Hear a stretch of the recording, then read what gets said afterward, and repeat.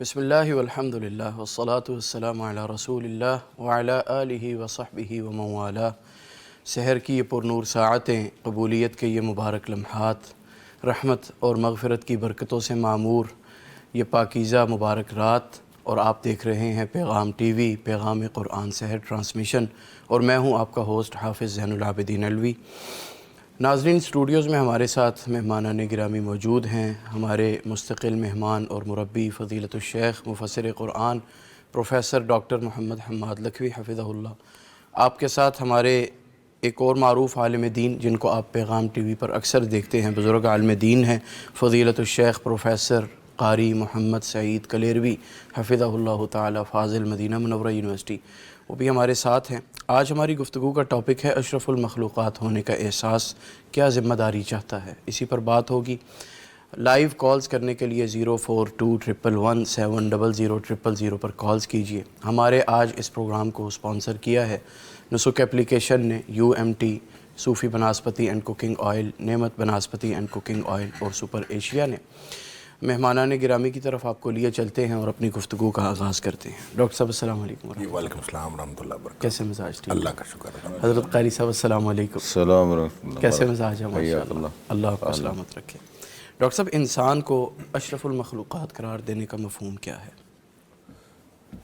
بسم اللہ الرحمن الرحیم۔ ایک ساری کائنات اللہ تعالیٰ کی مخلوق ہے، بے شک، اور اس دنیا میں بلکہ اس پوری کائنات میں اس اعتبار سے ثنویت ہے، وحدت نہیں ہے۔ ثنویت کیا ہے؟ خالق اور مخلوق کی دوئی ہے۔ ایک اکیلا خالق ہے، باقی ساری کائنات مخلوق ہے۔ بے شک، لہٰذا اس نے جمادات کو بھی اس نے بنایا، اور جو اجرام فلکی ہیں، انتہائی لطیف جو وجود ہیں، وہ بھی اس نے بنائے۔ اور یہ جو کیٹیگریز ہیں مختلف مخلوقات کی، وہ اللہ تعالیٰ خود فرماتا ہے کہ میں نے 6 دن میں کائنات بنائی۔ اب کن کہہ کے بنا سکتا ہے، لیکن اس نے 6 دن میں بنائی۔ گویا ایک تدریج اللہ تعالیٰ نے اپنی ایک سنت کے اندر تدریج رکھی۔ اس تدریج میں پھر جو کائنات کی مخلوق ہے اس کے اندر بھی تدریج ہے۔ آپ کو ٹھوس سے ٹھوس مخلوق جیسے یعنی پہاڑ ملتے ہیں، اور لطیف وجود اجرام فلکی ہیں۔ پھر اسی طرح سے نباتات ہیں جن کے اندر کچھ نہ کچھ حس پائی جاتی ہے۔ ویسے تو قرآن نے پتھروں کے بارے میں بھی کہا کہ ان کے اندر بھی کچھ نہ کچھ حس ہے، لیکن جب انسان کا دل پتھر ہو جاتا ہے تو اس کے اندر وہ حس بھی نہیں رہتی۔ اللہ۔ لیکن یہ تدریج اللہ کریم نے، گویا انسان پھر جب، جس کو اشرف المخلوقات ہم کہہ رہے ہیں، یہ جب اپنے اصل وظیفہ وجود سے نیچے گرتا ہے تو یہ پھر پتھروں سے بھی نیچے چلا جاتا ہے۔ ویسے ٹھوس مخلوق جو ہے وہ جمادات ہیں، یعنی پتھر ہیں، پھر اس کے بعد نباتات ہیں جن میں کچھ نشو و نما ہے اور حس اور حواس نہیں ہے، پھر اس کے بعد حیوانات اور مختلف قسم کے جاندار ہیں، پرندے ہیں، چوپائے ہیں۔ ان کے اندر جو ہے اللہ تعالیٰ نے حس بھی رکھی ہے، حواس بھی رکھے ہیں، لیکن جو شعور ہے، صحیح اور غلط کا شعور، اور سوچ اور فکر اور تفکر کا خاصہ، یہ اللہ تعالیٰ نے ان میں نہیں رکھا۔ یہ پھر صرف انسان میں رکھا ہے، یا پھر اس سے جو کمتر مخلوق ہے جن، ان کے اندر اللہ تعالیٰ نے رکھا۔ تو اس لیے اس اعتبار سے، جو خلق کے اعتبار سے، تخلیق کے اعتبار سے، اللہ نے اس کے اندر فَنَفَخْتُ فِيهِ مِن رُوحِي فرمایا کہ اپنی روح اس کے اندر پھونکی، تو گویا جسم کے اعتبار سے بھی، روح کے اعتبار سے بھی، اپنے وظیفہ وجود کے اعتبار سے جو اس کا جو وجود ہے وہ تمام مخلوقات سے بہتر ہے۔ اس لیے اس کو اشرف کہا کہ یہ شرف والا ہے، بہتر ہے، سب سے اعلیٰ مخلوق ہے۔ دیکھیں قرآن کہتا ہے وَلَقَدْ كَرَّمْنَا بَنِي آدم۔ اس اعتبار سے اللہ تعالیٰ نے آدم کے بیٹے کو اور آدم کی اولاد کو عزت بخشی ہے۔ اب اتنے بڑے بڑے پہاڑ، اتنے بڑے بڑے ہاتھی اور بڑے بڑے جانور، وہ اور اتنے بڑے بڑے سمندر، وہ مسخر ہو جاتے ہیں اسے ایک انسان کے لیے، حالانکہ انسان خود ایک ننھی سی مخلوق ہے۔ قرآن کہتا ہے کہ دیکھو ارد گرد کی مخلوق کو، افلا ينظرون الى الابل کیف خلقت والى السماء کیف رفعت والى الجبال کیف نصبت والى الارض کیف سطحت۔ زمین کو دیکھو کیسے بچھونا بنایا، کیسے آسمان کو چھت بنایا، کیسے پہاڑ گاڑ دیے، اتنے بڑی بڑی، اور اونٹ کو دیکھو کتنی بڑی۔ تو اس کے مقابلے میں ایک ننھی سی مخلوق ہے انسان۔ تو انسان کو کیسے وہم ہو گیا کہ اس کو یہ دوبارہ پیدا نہیں کر سکتا؟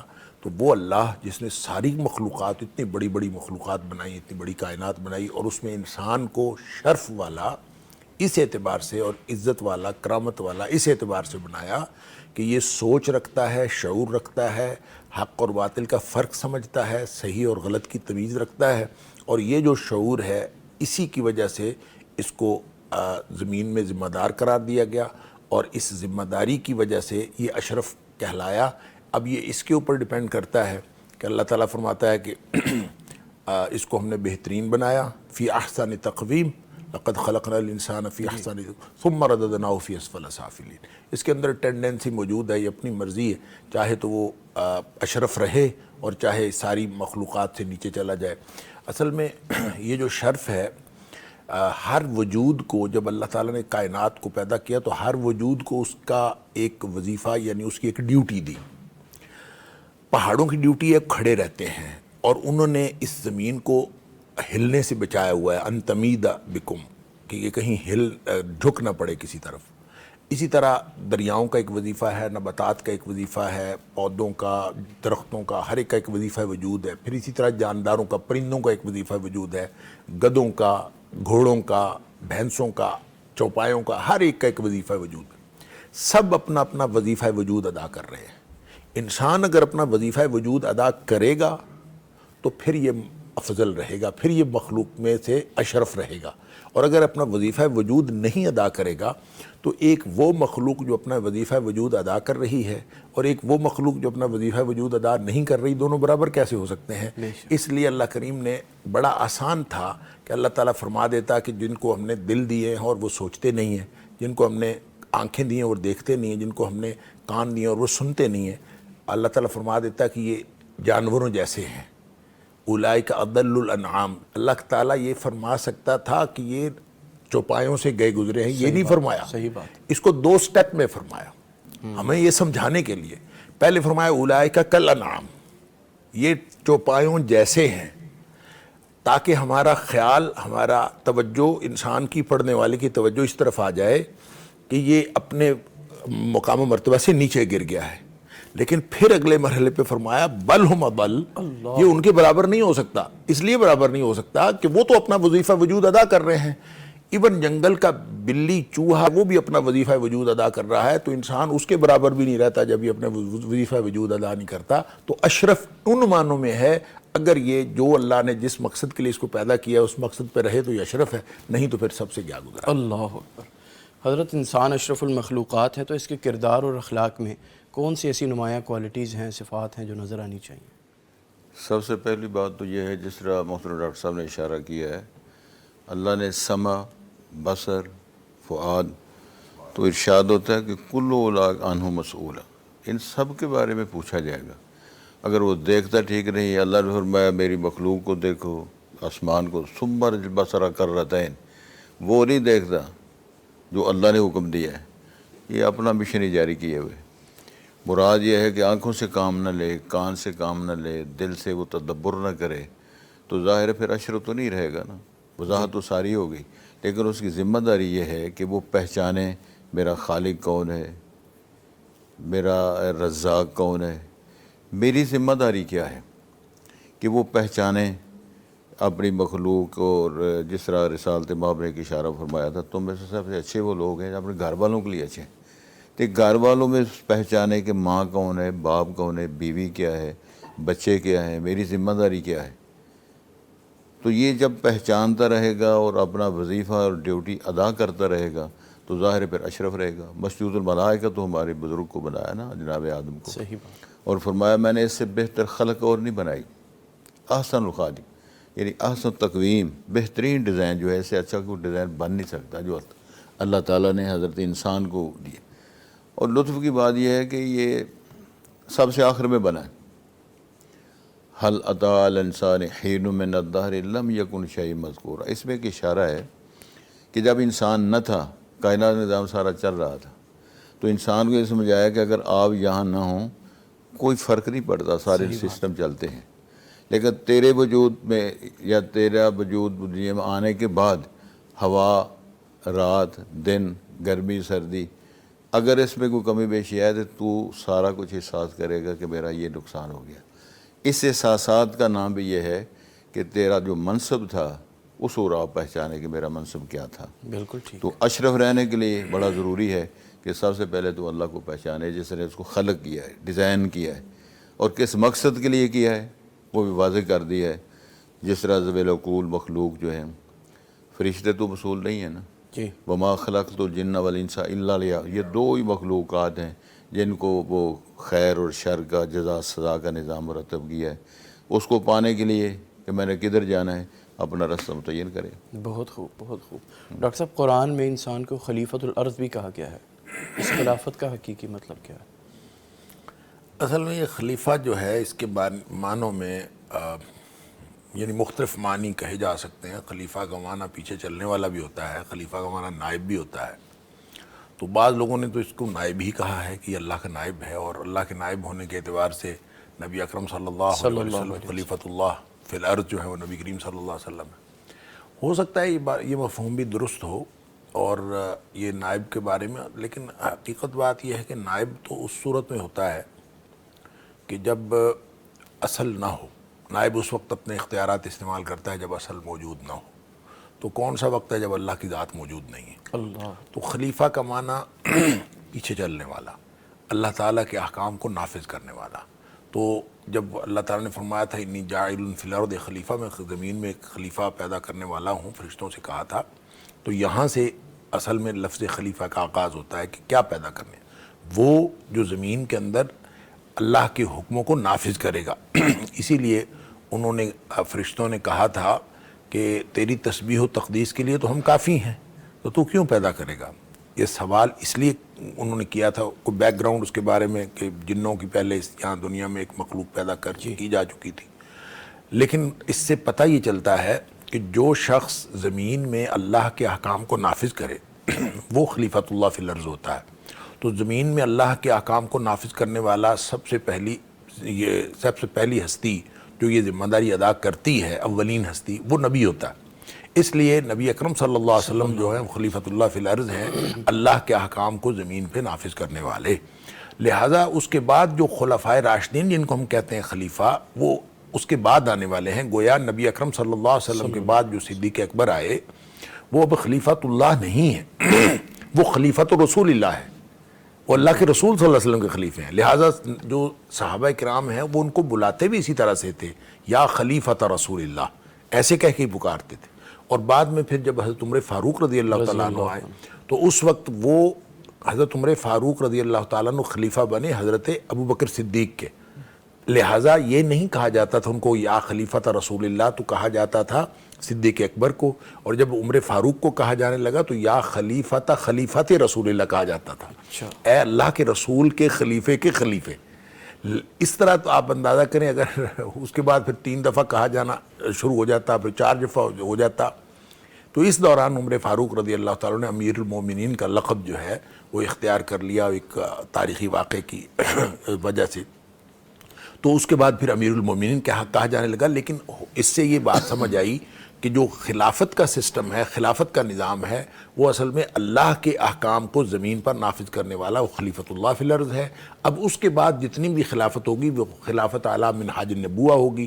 وہ خلیفہ وہ ہوگا جو نبی کریم صلی اللہ علیہ وسلم کے جو زمین پہ نافذ کیے ہوئے اللہ تعالیٰ کے احکام کو نافذ کرنے کا جو طریقہ کار ہے اسی کو جو آگے چلائے گا وہ اس کا خلیفہ ہوگا. اور پھر اس کے بعد جیسے جیسے یہ سلسلہ چلتا جائے گا تو آدمی اس کا خلیفہ. اور اس اعتبار سے ہر امتی بھی خلیفہ ہے. کیوں؟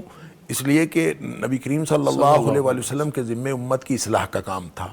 اب نبی پاک صلی اللہ علیہ وسلم اس دنیا سے چلے گئے. اب اصلاح کا کام کس کے پاس ہے؟ اصلاح کا کام اور العلماء ورثۃ الانبیاء, علماء کے پاس ہے. اور علماء کون ہیں؟ علماء ایک تو وہ اصطلاحی علماء ہیں جو علم کی وراثت نبی پاک صلی اللہ علیہ وسلم سے لے کر آگے چل رہے ہیں. اور دوسرا اس کے اندر ان جنرل ہر وہ شخص آتا ہے جس کو اس حقیقت کا علم ہے, جس کو یہ معلوم ہے کہ انسان کا اس دنیا میں مقام کیا ہے, اس کی ڈیوٹی کیا ہے, اس کا فریضہ کیا ہے. اس کو اگر یہ معلوم ہے اور وہ نبی کریم صلی اللہ علیہ وسلم کا امتی اپنے آپ کو کہتا ہے تو اصلاح کا عمل جاری رکھنا اس کی ذمہ داری ہے. اور اگر وہ اصلاح کا عمل جاری رکھے ہوئے ہو تو کوئی بھی معاشرہ ہو, کوئی بھی جگہ ہو, اللہ کا یہ قانون ہے کہ وَمَا كَانَ رَبُّكَ لِيُهْلِكَ الْقُرَىٰ بِظُلْمٍ وَأَهْلُهَا مُصْلِحُونَ. جس بستی یا جس معاشرے کے لوگ اصلاح کا عمل جاری رکھے ہوئے ہوں، اللہ کبھی ایسی بستی کو تباہ و برباد نہیں کرتا. وہ صرف اصلاح کا عمل اگر جاری رکھے ہوئے ہوں، یہ نبیوں والا کام ہے، تو ہر امتی کو یہ کرنا پڑتا ہے. اس سے پہلے اصلاح ہوتی تھی تو نبی آ جاتا تھا کوئی نہ کوئی، اب نبی نے نہیں آنا، اب امتیوں نے کرنا ہے. لہٰذا وہ پورا سسٹم جو ہے ہر آدمی تک پہنچتا ہے. وہ جو اب خلیفۃ اللہ فی الارض کی بات کرتے ہیں، تو ہر انسان کی ایک ڈیوٹی ہے، وہ اپنی ڈیوٹی امتی کی حیثیت بھی ادا کر رہا ہوتا ہے، تو وہ اصل میں نبی پاک صلی اللہ علیہ وسلم کے دین کی مدد کر رہا ہوتا ہے. بالکل ٹھیک. حضرت، انسان کے لیے بنیادی ذمہ داری اپنے اعمال اور رویے میں انصاف اور دیانتداری اس کو قائم رکھنا کیوں ضروری ہے؟ اللہ کا فرمان ہے، ان اللہ یامر بالعدل والاحسان وایتاء ذی القربی وینہی عن الفحشاء والمنکر والبغی. یہ تو دستور بیان کر دیا ہے. پھر آپ کا فرمان ہے کہ تم اپنے معاملات میں اعدلوا، عدل و انصاف کرو. وہ معروف واقعہ نا، وہ صحابی نے جس طرح عرض کیا تھا کہ حضرت میرا یہ غلام ہے، میرا بیٹا ہے، میں اس کو دے رہا ہوں ہدیہ کے طور پہ. تو آپ نے پوچھا تھا اور بیٹا ہے؟ ہاں جی اور بیٹا ہے. تو اس کو دیا ہے غلام. تو فرمایا ظلم پر مجھے گواہ بناتے ہو. مراد میری یہ ہے کہ گھر کے اندر بھی انصاف نہ کرے، اولاد کے ماں بہن بھی انصاف نہ کرے، فیصلوں میں انصاف نہ کرے، تو اس کرۂ ارض پر بغاوت بھی کرے. بلکہ قرآن مجید کے اندر تو اللہ نے ایک تاریخ بیان فرمائی ہے کہ وَإِذَا أَرَدْنَا أَن نُهْلِكَ قَرْيَةً أَمَرْنَا مُتْرَفِيهَا فَفَسَقُوا فِيهَا فَحَقَّ عَلَيْهَا الْقَوْلُ فَدَمَّرْنَاهَا تَدْمِيرًا. صاحب سرور لوگ جو ہیں، بااختیار لوگ، جنہوں آج کی بولی میں یہاں اس کو وی آئی پی کہتے ہیں، تو قرآن نے اشارہ فرمایا کہ سب سے پہلے بغاوت وہ کرتے رہے. وَإِذَا أَرَدْنَا أَن نُهْلِكَ قَرْيَةً أَمَرْنَا مُتْرَفِيهَا فَفَسَقُوا فِيهَا.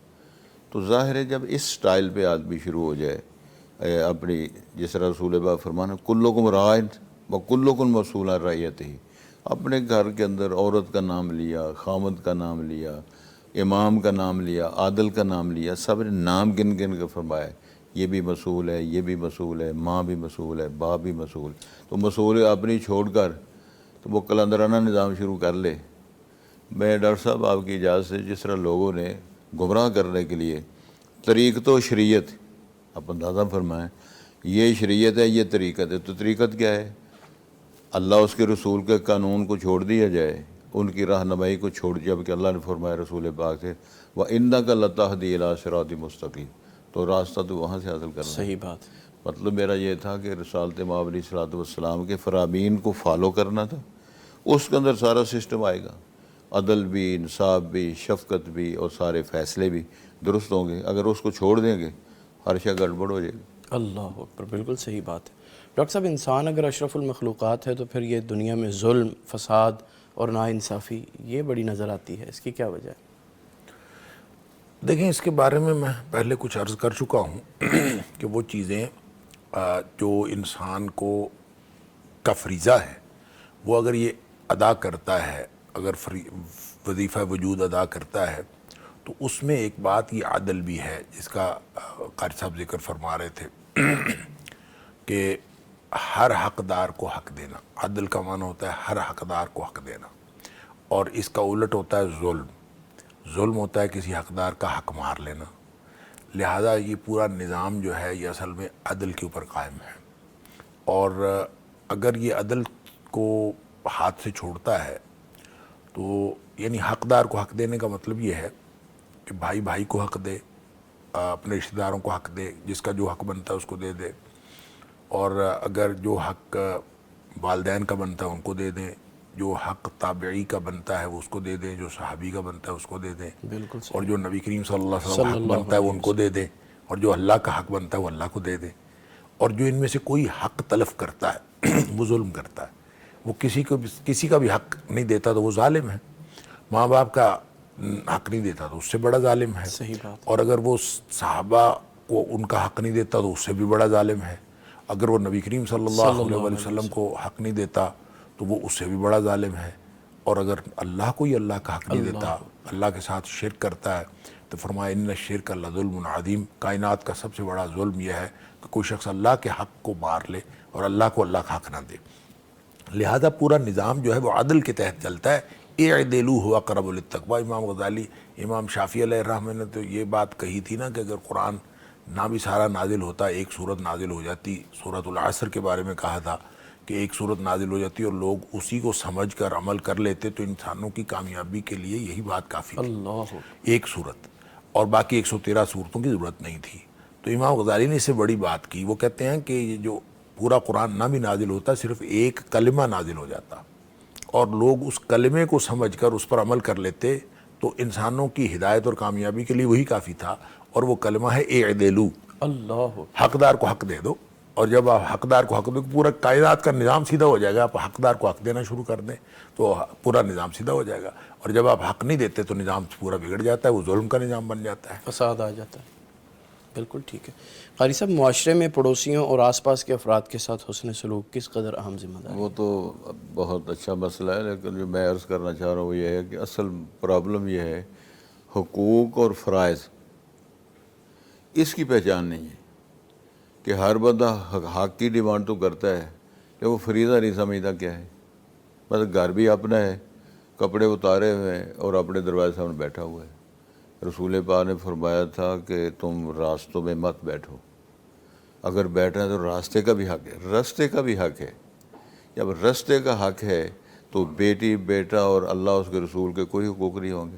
اللہ حقوق و فرائض کی اصل میں سمجھ پہچان نہ ہونا۔ ڈاکٹر صاحب میں گزارش کرتا ہوں کہ اگر آپ بھی پیپر چیک کرتے ہوں گے ماشاءاللہ، وہ آپ تو خیر بڑے پیپر کرتے رہے ہیں، ایف اے لیول تک میں نے دیکھے پیپر کے حقوق جب فرائض لکھے ہوتے تھے، فرائض کا حقوق، اس دور سے بگڑا ہوا نظام۔ صحیح بات ہے۔ یعنی جس دور میں تو علم حاصل کرتے ہیں، اس دور میں حق کی جگہ فرائض لکھے ہوئے، فرائض جگہ حقوق لکھے ہوئے۔ تو یہ سب سے بڑی بات ہے کہ ہم نے پہچاننا ہے اللہ کا حق، رسول کا حق، پھر ماں کا حق، اولاد کا حق، حتیٰ کہ فرمایا تیری جان کا بھی حق ہے، تیری آنکھ کا بھی حق ہے۔ یہ سارے حقوق پہچان لیے جائیں تو گڑبڑ ساری ختم ہو جائے گی۔ تو رستوں کے حق جو ہیں اس میں یہ ہے کہ اپنے غض البصر، آنکھوں کا جھکا کے رکھنا، کوئی بندہ راستہ پوچھتا ہے اس کو راستہ بتانا، تو یہ سارے ظاہر ہے اس میں پڑوسی بھی آئیں گے، جی اس ہمسائے پڑوسی آئیں گے، اس میں محتاج مساکین، جو اس کے متعلقہ لوگ بس رہے ہیں ہمارے معاشرے میں، تو ظاہر ان کے حق ہیں، ان کو ادا کرو۔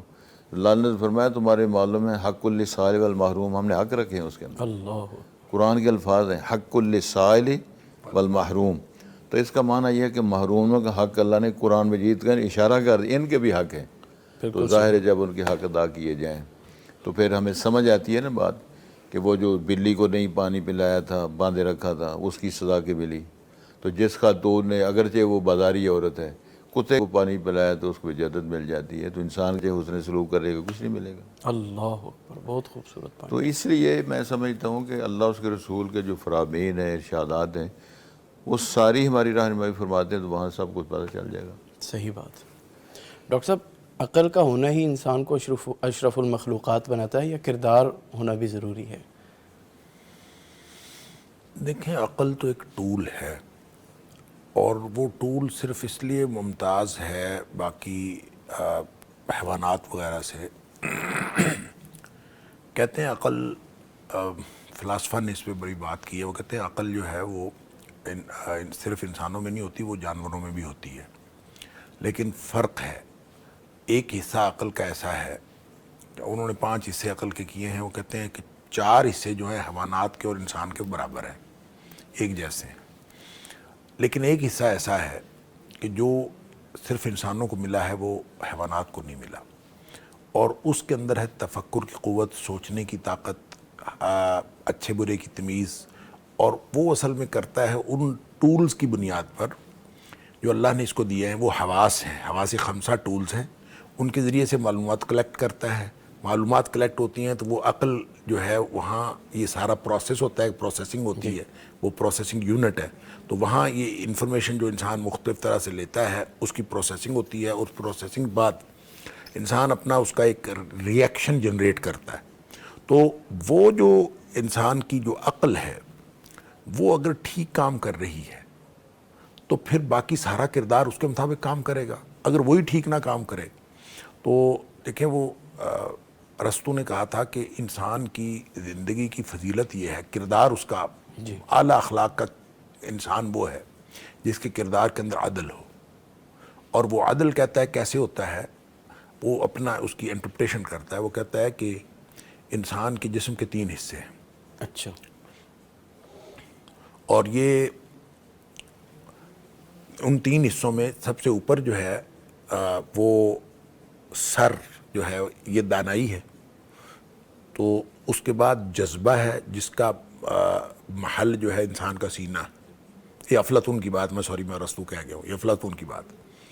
اچھا، وہ کہتا ہے دانائی سر میں ہوتی ہے، جذبہ جو ہے وہ سینے میں ہوتا ہے، اور نیچے والے حصے میں جبلت ہوتی ہے. اللہ. اچھا، اب جبلت جذبہ جب دانائی کے تحت کام کرنا شروع کر دے تو انسان کی زندگی میں عدل پیدا ہو جاتا ہے. اور جس کی زندگی میں عدل پیدا ہو گیا، کیا مطلب؟ جبلت اور جذبہ بغیر دانائی کے کام نہ کرے. جبلتیں بھی اگر وہ بے لگام ہوں اور جذبات بھی بے لگام ہوں تو انسان کی زندگی جو ہے وہ عدل والی نہیں رہتی.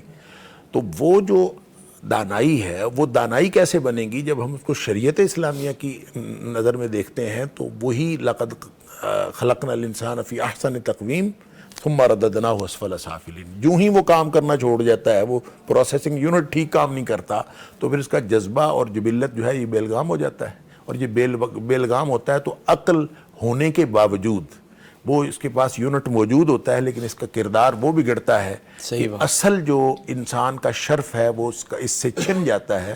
اور اصل وہ شرف ہے ہی اس لیے وہ اس برین، یعنی ایک آرگن ہے نا، یہاں برین ایک آرگن ہے، اس آرگن کی وجہ سے نہیں ہے، اس آرگن سے کام لینے کی وجہ سے ہے. اگر اس سے کام ٹھیک لے رہا ہے تو پھر انسان اشرف المخلوقات ہے، نہیں لے رہا تو پھر تو یہ جانوروں سے بھی کیا گزرا ہے. تو گویا کردار کے ساتھ ہی اس کا شرف بڑھتا ہے. اور یہ ہوتے ہوتے وہ حالی نے کہا تھا فرشتوں، یہ کیا ہے، فرشتوں سے بہتر ہے انسان بننا مگر اس میں پڑتی ہے محنت زیادہ. یعنی محنت کرے تو انسان فرشتوں سے بھی بڑھ جاتا ہے، لیکن جب یہ پھر نیچے گرتا ہے تو پھر یہ شیطان سے بھی نیچے گر جاتا ہے اور شیطان بن جاتا ہے. اللہ تعالیٰ بالکل، اللہ تعالیٰ معاف فرمائے. حضرت ابھی آپ نے للسائل والمحروم کی بات کی، تو ضرورت مندوں اور کمزور افراد کی مدد کرنا اور ان کے حقوق کا خیال رکھنا یہ ہماری زندگی میں کیوں اہمیت رکھتا ہے؟ اہمیت اس لیے ہے کہ اللہ نے حکم دے دیا ہے کہ میں نے یہ حق رکھا ہے، حق کی ادائیگی آپ نے کرنی ہے. جی. اور اصل پرابلم یہ آتی ہے کہ ان الانسان یطغی، سرکشی آتی ہے، بغاوت ہوتی ہے. اور اس کو محسوس کرتے ہوئے ہمیں یہ بات سمجھ سکتے ہیں، فرض کریں جتنی ضرورت ہے اس سے زیادہ اگر کھا لیا جائے، اس سے زیادہ پی لیا جائے، اگر یہ کافی کی شکل میں ہو تو ظاہر فساد تو ہوگا. بالکل. بیانی اسی طرح اگر حق آپ نے ادا نہیں کیا تو وہ سرکشی، بے لگامی میں آئے گا. ان الانسان یطغی، اس کے اندر سرکشی ہوتی ہے، طغیانی آتی ہے.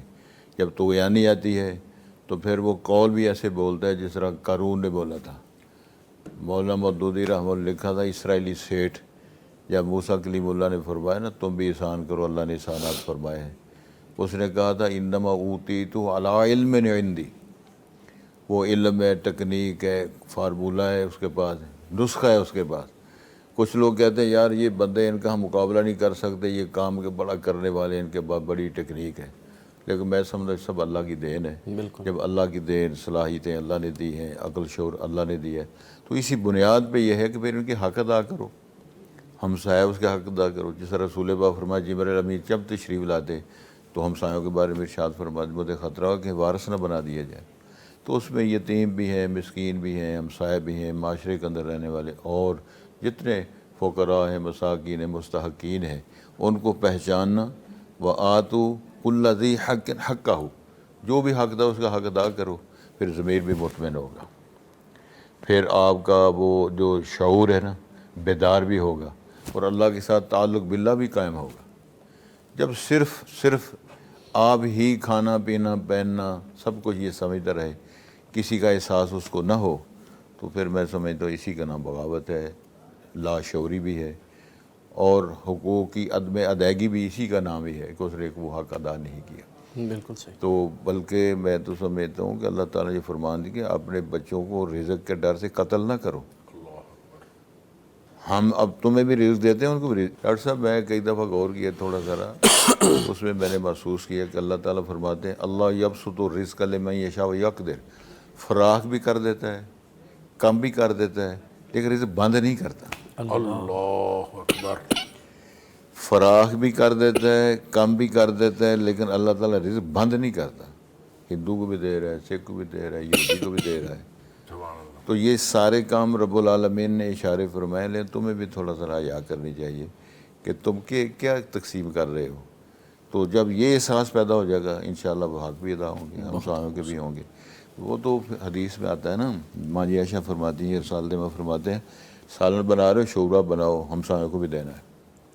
لیکن آج ہم دیکھتے ہیں ہمسایوں کو دینے کے بجائے ہم اپنے گھر کے در و دیوار کے ساتھ جو بنے دیے جگہ وہاں سالن چاول وہاں رکھ دیتے ہیں، لیکن کسی کے منہ تک نہیں پہنچاتے۔ یہ بے شمار چیزیں ہم نے کئی دفعہ زندگی میں دیکھی ہیں۔ تو میں سمجھتا ہوں جب ہم یہ ایسا کام کریں کہ اللہ کے فضل و کرم سے، تو اطمینان قلب بھی ہوگا، تعلق باللہ بھی پیدا ہوگا۔ بالکل صحیح۔ ڈاکٹر صاحب بار بار آپ نے بھی بات کی، امام غزالی کے حوالے سے بھی اعدلوا، حضرت نے بھی بات کی، قرآن کریم میں بار بار عدل اور احسان کی اس قدر تلقین کیوں کی گئی ہے؟ دیکھیں میرے خیال میں اس سوال کا جواب بھی ویسے تو پہلے آ چکا ہے لیکن میں حکم اس لیے دیا ہے نا کہ بندے تو پتر بنو۔ ان اللہ یامر بالعدل والاحسان، حکم دیتے ہیں اللہ تعالیٰ۔ جی سر۔ دیکھیں ایک جو حکم ہوتا ہے قانونی حکم، اور ایک ہوتی ہے نصیحت۔ جی۔ جو حکم ہوتا ہے نا قانونی حکم میں مخاطب کی خیر خواہی ضروری نہیں ہے۔ مثلا جج کسی کو پھانسی کا حکم دے دے تو وہ قانونی حکم تو ہے، لیکن وہ پھانسی کا حکم ہے، وہ تو اس کی تو جان جا رہی ہے، اس کے حق میں اچھا تو نہیں ہے۔ تو قانونی حکم تو قانون ہوتا ہے، لہذا وہ کسی کے حق میں اچھا ہو کسی کے حق میں اچھا نہ ہو، وہ اس کی نوعیت ہی ایسی ہوتی ہے۔ لیکن جو نصیحت ہوتی ہے نا، واعظ، وہ اس کے اندر مخاطب کی خیر خواہی لازمی ہوتی ہے، وہ اس کو خیر خواہی شامل ہوتی ہے اس مشورے کے اندر، اس بات کے اندر۔ یہ مخلوق کے حکم اور نصیحت میں فرق ہے۔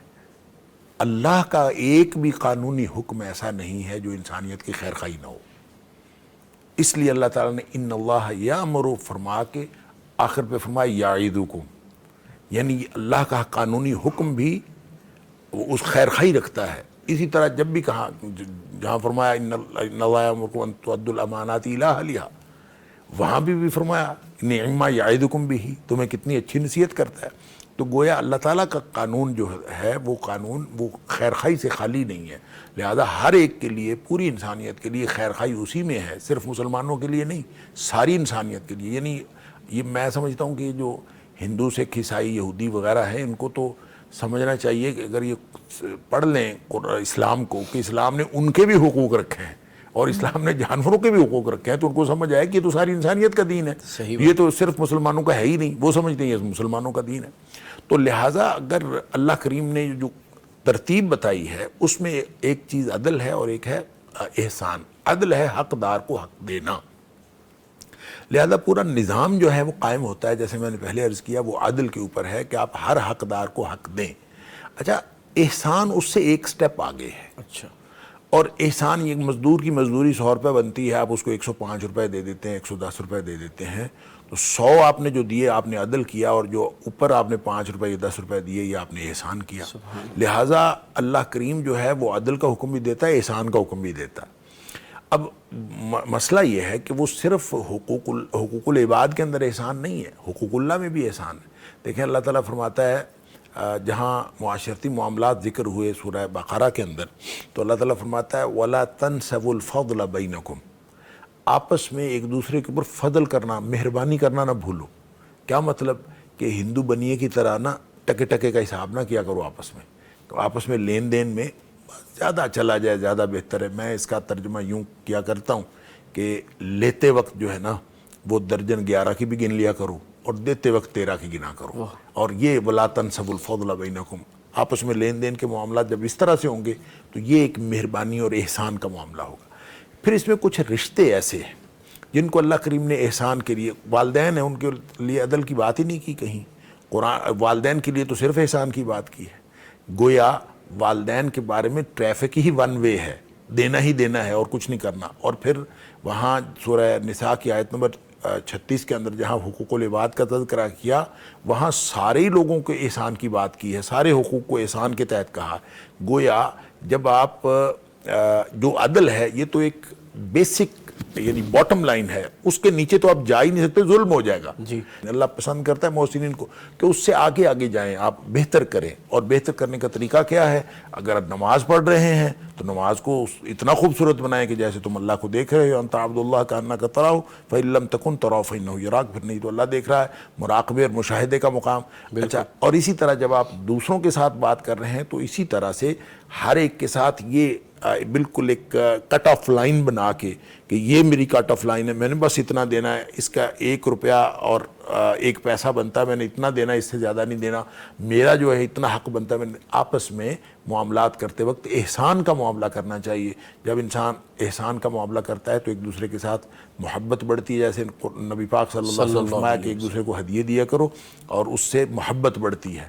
اور محبت اسی لیے بڑھتی ہے جب آپ ایک دوسرے کے اوپر احسان کریں گے اور یہ رویہ رکھیں گے. تو عدل بنیادی تقاضا ہے کہ اس کے بغیر تو انسان کی کامیابی ہے ہی نہیں. سبحان اللہ، بہت خوبصورت وضاحت کی. ایک کالر شامل کریں گے. السلام علیکم ورحمۃ اللہ وبرکاتہ. وعلیکم السلام. جان بھائی کیا حال ہے؟ اللہ کا شکر ہے جی، فرمائیے گا عمر جاوید صاحب. جی میرا نا سوال ڈاکٹر صاحب سے ہے جی کہ کامل مومن کون ہے؟ حسوہ حسنہ کیا ہے؟ کیا کسی کو دیکھ کر جھوٹا مسکرانا یا کسی مطلب کی خاطر کسی سے محبت کرنا یہ حسوہ حسنہ ہے؟ اس کی تفصیل ذرا مجھے بتا دیں. جی، کال کرنے کا بہت شکریہ. ماشاءاللہ دونوں مشائخ بیٹھے ہیں، شیخ جواب دیں. آج سارے سوالوں کا جواب شیخ دیں گے. انا للہ. پہلی بات تو یہ ہے کہ یہ جو آپ نے فرمایا کہ کسی کو دیکھ کے ویسے مسکرانا، یہ تو دین نے منع کر دیا. یا آپ تم یہ ایکٹنگ کیوں کرتے ہو؟ جھوٹا یہ جھوٹ ہے نا، ایسے نہ کرو، حقائق پیش کرو.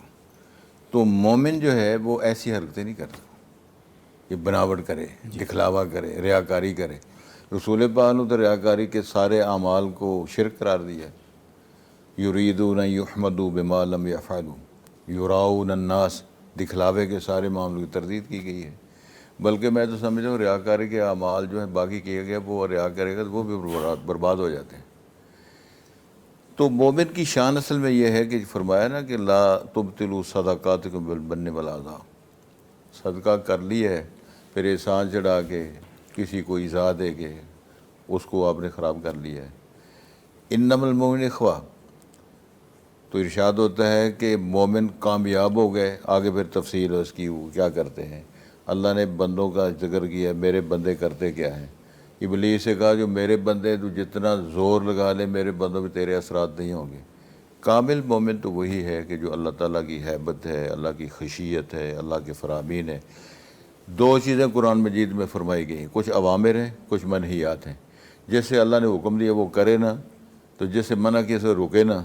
تو اس طرح کی حرکات کرنا میرا خیال وہ ٹھیک نہیں ہے. مومن بننے کے لیے یہی ہے کہ وہ جس طرح کہ اللہ اس کے رسول نے فرامین جاری کی ہیں اس کو منور مانے. بالکل ٹھیک، بالکل ٹھیک. جی ڈاکٹر صاحب آپ بھی دیکھیں یہ بات ٹھیک ہے کہ نا کردار تو وہی ہوگا نا جو نبی کریم صلی اللہ علیہ وسلم نے دیا ہے. اصل میں آپ کا جو اسوہ ہے وہ سن لیجئے. آپ نے فرمایا کہ میں اعلیٰ اخلاق کی تکمیل کے لیے آیا ہوں. انما بعثت لأتمم مکارم الاخلاق. اچھا، اعلیٰ اخلاق ہوتا کیا ہے؟ اخلاق یہ نہیں ہوتا کہ آپ کسی کے ساتھ بناوٹی ہنسی ہنسیں، یہ اخلاق نہیں ہوتا. اس کی ایک ڈیفینیشن کی ہے امام غزالی نے، غالباً ڈیفینیشن کی ہے. وہ کہتے ہیں کہ اخلاق تو ایک نفس کی حیات راسخہ ہے، ایک نفس کی وہ پختہ شکل ہے کہ پختہ عادت ہے کہ جس کے تحت اعمال و افعال بغیر تردد اور بغیر تکلف کے سر انجام پائیں. یعنی آدمی کی ایک اس کا مزاج بن جائے، وہ اخلاق ہے. جب آپ کسی کے ساتھ تکلف کے ساتھ تردد کے ساتھ کوئی کام کرتے ہو، اخلاق نہیں ہے یہ تو آپ کسی کے ساتھ بھی کر سکتے ہیں. اخلاق یہ ہے کہ آپ کی زندگی کا حصہ ہو کہ آپ نے لوگوں کے ساتھ حسن سلوک کرنا ہے. اب میں ایک واقعہ، شیخ فرما رہے تھے کہ یہ جھوٹ نہ ہو اور ریاکاری نہ ہو اور اس طرح کی بات نہ ہو. ایک واقعہ ہے جو بظاہر اس کے لیے بہت بڑا کوسچن بنتا ہے. وہ نبی پاک صلی اللہ علیہ وسلم کے پاس ایک شخص ملنے کے لیے آیا. نبی کریم صلی اللہ علیہ وسلم حضرت عائشہ صدیقہ رضی اللہ تعالیٰ نے فرمایا یہ بہت برا آدمی ہے، اور پھر آپ نبی پاک صلی اللہ علیہ وسلم باہر تشریف لے گئے، اس کے ساتھ ملے تو آپ خوش اخلاقی سے اس سے پیش آئے۔ تو حضرت عائشہ صدیقہ رضی اللہ تعالیٰ عنہا نے بعد میں پوچھا کہ آپ نے مجھے کہا کہ برا آدمی ہے، آپ اس کے ساتھ حسن سلوک سے پیش آئے۔ تو نبی کریم صلی اللہ علیہ وسلم کا حسن سلوک سے پیش آنا یہ آپ کا اخلاق ہے، اور آپ نے اس اخلاق کے مطابق ہر ایک سے حسن سلوک سے پیش آنا ہی ہے۔ عائشہ کو متنبع اس لیے کیا کہ کہیں میرے حسن خلق کی وجہ سے اور اچھے اس سے ملنے کی وجہ سے تم کسی غلط فہمی میں نہ پڑ جانا کہ شاید بہت اچھا آدمی ہے۔ تو آدمی اچھا ہو یا برا ہو، آپ نے تو اس کے ساتھ آپ کا مفاد اس میں وابستہ نہ ہو۔ اگر آپ نے اپنے مفاد کے لیے کوئی کام کیا یا تردد اور تکلف کے ساتھ کوئی کام کیا، وہ تو جھوٹ ہے، وہ تو اخلاق ہے ہی نہیں۔ اخلاق اصل میں وہی ہے جو آپ نے اپنے زندگی کا مشن بنا لیا، زندگی کا حصہ بنا لیا، اپنے کردار کا حصہ بنا لیا، اور اس لیے بنا لیا کہ نبی پاک صلی اللہ علیہ وسلم نے ہمیں یہی طریقہ بتایا ہے۔ تو آپ نے فرمایا کہ کسی بھائی کے منہ پہ ہنس لینا یا تبسم کرنا، مسکرا دینا، یہ بھی صدقہ ہے۔ تو یہ ایک صدقہ کیوں ہے؟ یہ اس صورت میں ہے جب اس کے پیچھے آپ کا کوئی مفاد نہ ہو۔ اگر مفاد ہو تو پھر کوئی صدقہ نہیں ہے۔ اگر کسی مفاد کے لیے کیا ہے تو پھر تو مفاد کے لیے، پھر تو ویسے ہی جھوٹ ہے۔ تو اس جھوٹ کے اندر تو بہت ساری چیزیں آتی ہیں جس کو ہم ڈرامے بازیاں کہتے ہیں، جو اداکاریاں کرتے ہیں، جو مختلف چیزیں، یہ بہت ساری چیزیں جھوٹ آ جاتی ہیں۔ لہذا اگر کوئی شخص زندگی اپنی اسی جھوٹ کے اوپر قائم کیے ہوا ہے تو یہ بااخلاق آدمی نہیں ہے، بلکہ وہ یعنی اس کا کردار اچھا نہیں ہے، برا کردار، برے کردار کا آدمی۔ بااخلاق وہ آدمی ہوگا جو اس بات سے قطع نظر کہ اس کو کہاں سے فائدہ ہو رہا ہے، کہاں سے نقصان ہو رہا ہے، وہ اپنے اخلاق کو وہ ہر ایک کے لیے اسی طرح سے کرے۔ واہ واہ۔ ڈاکٹر صاحب، ماحولیات کی حفاظت، انوائرمنٹ کی حفاظت، کیا یہ بھی اشرف المخلوقات ہونے کی ذمہ داری ہے؟ آف کورس، نبی کریم صلی اللہ علیہ وسلم نے جو معیار دیا ہے، اور اللہ کریم نے اس اشرف المخلوقات کے اندر جو سسٹم سیٹ کیا ہے، وہ سسٹم یہ ہے کہ مومن جو ہے وہ صفائی پسند ہوتا ہے، نظافت، طہارت جو ہے ایمان کا حصہ ہے۔ اور یہ اس لیے ہے کہ جہاں اہل ایمان ہوتے ہیں، اہل ایمان اپنی ذاتی پاکیزگی سے کام شروع کرتے ہیں، عقیدے کی پاکیزگی سے کام شروع ہوتا ہے۔ پھر یہ جو نبی پاک صلی اللہ علیہ وسلم نے آپ کی جو بنیادی ذمہ داریاں ہیں، اس میں ایک چیز ہے وہ یزکیہم، ان کا تزکیہ کرے۔ اور تزکیہ کس چیز کا ہے؟ وہ عقیدے کا تزکیہ ہے، ان کے جسم کا تزکیہ ہے، ان کے ماحول کا تزکیہ ہے، ان کے کپڑوں کا، ہر چیز کی پاکیزگی ہونی چاہیے۔ یہ تو مومن کے ایمان کا حصہ ہے۔ لہٰذا جہاں کہیں کوئی شخص اپنی صفائی کا خیال رکھتا ہے، اپنے عقیدے کی پاکیزگی کا خیال رکھتا ہے، اپنے لباس کی پاکیزگی، اپنے جسم کی پاکیزگی، یہ جو حدث اصغر ہے، چھوٹی ناپاکی، اس کے لیے وضو کرے، حدث اکبر ہے، بڑی ناپاکی، اس کے لیے غسل کرے، یعنی ہر چیز کو ہر اعتبار سے پاک اور صاف رکھے۔ کہ صاف رکھنا ہوتا ہے، ایک پاک رکھنا ہوتا ہے۔ بہت سارے لوگ صاف رکھتے ہیں، پاک نہیں کرتے، یعنی صابن سے نہا لیا تو صاف تو ہو گئے، لیکن کیا آپ کا غسل اس پاکی کے معیار کے مطابق ہے جو نبی پاک صلی اللہ علیہ وسلم؟ اگر وہ ہوگا تو فرمایا قد افلح من تزکا وذکر اسم ربہ فصلی۔ 3 خصوصیات اگر کسی شخص کے اندر ہوں گی تو وہی کامیاب ہوگا۔ پہلی بات پاکیزگی، عقیدے سے لے کر لباس اور ماحول تک کی ہر طرح کی پاکیزگی ہونی چاہیے، صفائی بھی اور پاکیزگی۔ اور طہارت جو ہے، یہ میں نے عرض کیا کہ اس کا حصہ ہے، ایمان کا حصہ۔ دوسری چیز ہے کہ نماز پڑھے، اور تیسرا یہ کہ اللہ کا ذکر کرے۔ تو گویا جو ماحول بنتا ہے نبی کریم صلی اللہ علیہ وسلم کی حیات طیبہ میں، وہ چاہے مسجد نبی کا ماحول ہو، صفائی اتنی ہو نہ ہو۔ مثلا نبی پاک صلی اللہ علیہ وسلم جو ہیں وہ چٹائیاں نہیں تھیں، آپ تو کیچڑ میں بھی سجدے کرتے رہے ہیں، مٹی کے اوپر سجدے کرتے، لیکن جگہ پاک ہونی چاہیے۔ پاک جگہ کے بغیر آپ جو ہے وہ سجدہ نہیں کر سکتے۔ اسی طرح ہر چیز کے اندر جو طہارت اور صفائی ہے، اس کا خیال نبی کریم صلی اللہ علیہ وسلم رکھا۔ اور آپ خود اپنی ذات، آپ کی طبیعت جو تھی بڑی ہی نظافت والی اور نفیس طبیعت کے نبی پاک صلی اللہ علیہ وسلم تھے۔ اور اسی طرح سے یہ معیار جو ہے وہ اہل ایمان کو دیا۔ لہذا اگر ماحول کو آلودہ کرنے والی چیز کوئی بھی ہو تو نبی کریم صلی اللہ علیہ وسلم نے اگر اچھی صحبت کی مثال دی ہے تو عطار کی دکان کی دی ہے جس سے خوشبو آتی ہے، اور بری صحبت کی مثال دی ہے تو چنگاریوں اور جو دھوئیں والی جو لوہار کی بھٹی ہے اس کی مثال دی ہے۔ تو اس کا مطلب ہے جو چیز ماحول کو آلودہ کرے یہ بری صحبت ہے، اور جو ماحول کو بہتر اور صاف اور پاکیزہ اور خوشنما بنائے اور خوشگوار بنائے وہ اچھی صحبت ہے۔ ایسی ہی صحبت اختیار کرنے کا ہمیں حکم دیا۔ بالکل ٹھیک ہے۔ ناظرین، اشرف المخلوقات ہونا یہ صرف ایک ٹائٹل نہیں بلکہ ایک امتحان بھی ہے. اب دیکھنا یہ ہے کہ اس امتحان میں پاس کون ہوتا ہے, سیرت کے مطابق زندگی کون گزارتا ہے. یہ گفتگو کا سلسلہ چلتا رہے گا. وقت ہے ایک چھوٹی سی بریک کا, ہمارے ساتھ رہیے. Welcome back. بات ہو رہی ہے اشرف المخلوقات ہونے کی, اس احساس کی کہ انسان کی ذمہ داری کیا ہے.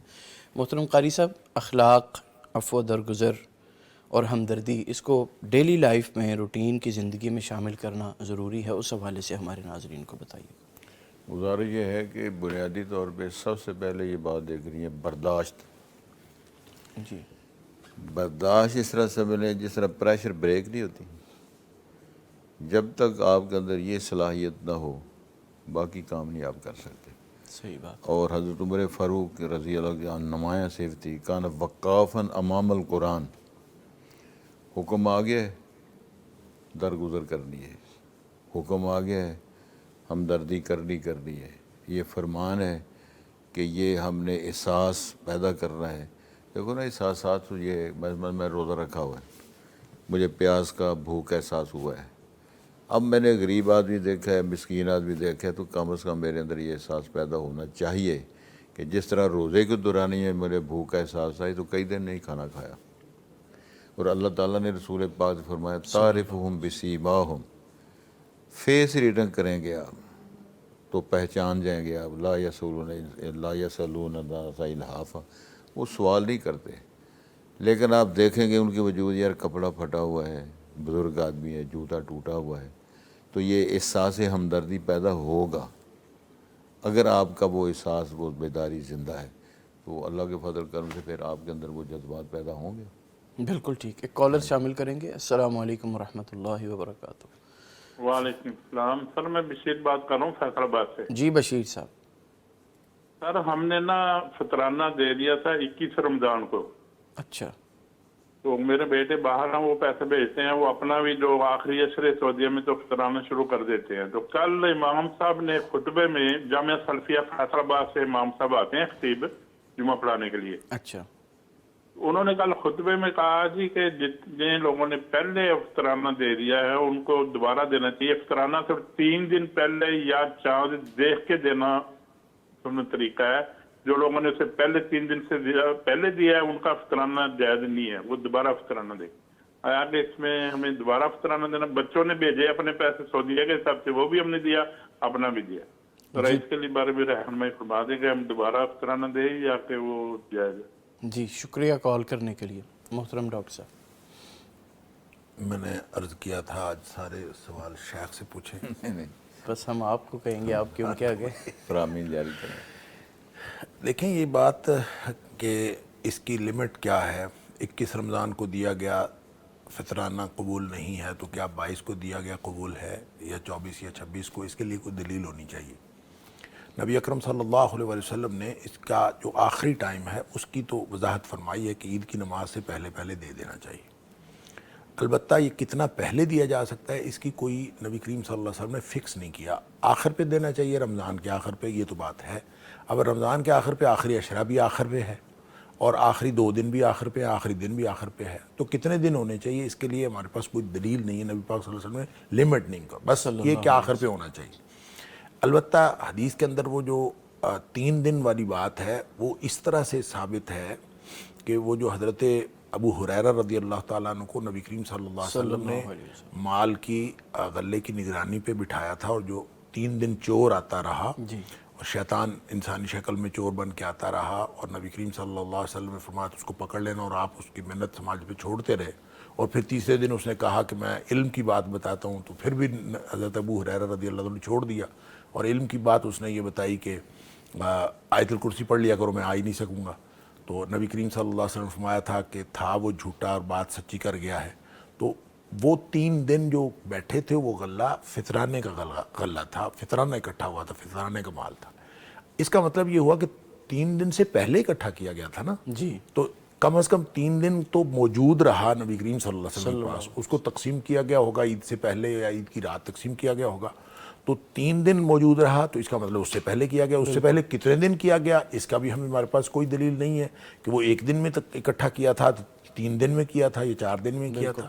اس لیے اس کو جتنا زیادہ عید کے قریب لے جائیں اتنا زیادہ بہتر ہے, یہ تو ہم کہہ سکتے ہیں. لیکن یہ کہنا کہ جس نے 21 کو یا 22 کو دے دیا اس کا ہوا نہیں، یہ میں تو یہ نہیں کہہ سکتا، اس کے لیے کوئی دلیل ہونی چاہیے. میرے خیال میں ہو گیا انشاءاللہ، کوئی ایسی بات نہیں ہے. بہتر ہوتا کہ اگر آپ زیادہ قریب جا کے دیتے، لیکن اگر دے دیا ہے تو یہ ہو گیا. شیخ آپ کا کیا خیال ہے؟ میرا خیال یہ ہے کہ اس میں ایک حدیث ہے حضرت عبداللہ بن عمر سے مروی کہ ہم 2-3 دن پہلے دیا کرتے تھے، وہ اس کا اشارہ ہے. لیکن گزارش اصل میں یہ ہے کہ اصل غرض کیا ہے. کتنے علماء کرام کا خیال تو یہ کہ غلہ دینا چاہیے اور غلے کا وزن دینا چاہیے. میرے والد محترم ہم چھوٹے تھے تو باقاعدہ انہوں نے وہ وہاں میزان رکھا ہوتا، تول کے فلاں فلاں گھر میں یہ بھائی اتنا چیز پہنچا دو. غرض تو اصل یہ ہے کہ کسی مسکین محتاج کی ضرورت پوری ہو جائے. جس طرح اجتہاد کی بنیاد پر یہ ہے نا کہ غلے کی جگہ پیسے دے لو، تو میں سمجھتا ہوں غلے کی جگہ پیسے دینے کا اجتہاد ہو سکتا ہے تو 2-4 یا 3 دن پہلے دیا جا سکتا ہے، 4 دن پہلے بھی دیا جا سکتا ہے، 6 دن پہلے بھی دیا جا سکتا ہے. غرض تو یہ ہے کہ کسی حاجی مند کی ضرورت پوری ہو جائے. تو یہ فتویٰ جو انہوں نے دیا ہے، میں فتویٰ تو نہیں دیتا، گزارش کروں گا کہ ذرا ہاتھ ہولہ رکھو. جی ٹھیک. مطلب یہ ہے کہ قبول تو اللہ نے کرنا ہے. انما یتقبل اللہ من المتقین. آپ کے دل میں جذبہ ہے، کون روک سکتا ہے؟ قبول تو اللہ نے کرنا. لمٹ نبی پاک صلی اللہ علیہ وسلم نے مقرر نہیں کی، ہم اس کی لمٹ مقرر نہیں کر سکتے، خود نہیں کر سکتے. اصل معاملہ یہ ہے. بالکل ٹھیک. تو باقی یہ ہے کہ اللہ پہ چھوڑ دیں. اللہ تعالیٰ تو پتہ نہیں کس کا قبول کرنا ہے کس کا نہیں. اللہ اکبر. بالکل یہ بھی پردہ رکھا ہے اللہ تعالیٰ نے. جی. ورنہ جس طرح پہلے ارشد تھا کہ آسمان سے آگ آتی وہ کھا جائے پتہ یہ قبول ہو گیا. تو ہمارے لیے تو اللہ نے پردہ رکھا ہوا ہے. تو اللہ تعالیٰ کا شکر ادا کرنا چاہیے. اللہ ہمیں معاف کر دے. اس پردے میں ہمارا کام چل جائے. بالکل ٹھیک ہے. بالکل. شاید ایک میرے ایک کالر شامل کریں گے پھر گفتگو آگے چلاتے ہیں. السلام علیکم ورحمۃ اللہ وبرکاتہ. جی وعلیکم السلام ورحمۃ اللہ. محترمہ عارفہ صاحبہ سیالکوٹ سے. جی میں ڈاکٹر صاحب اور کلیڈوی صاحب کو بہت سلام پیش کرتی ہوں. وعلیکم اور اللہ تعالیٰ آپ دونوں شخصیات کو صحت والی زندگی دے اور آپ کی بدولت یہ سلسلہ چلتا رہے. اللہ آپ کو زندگی اور صحت دے تاکہ آپ قرآن اور سنت کا کام کرتے رہیں.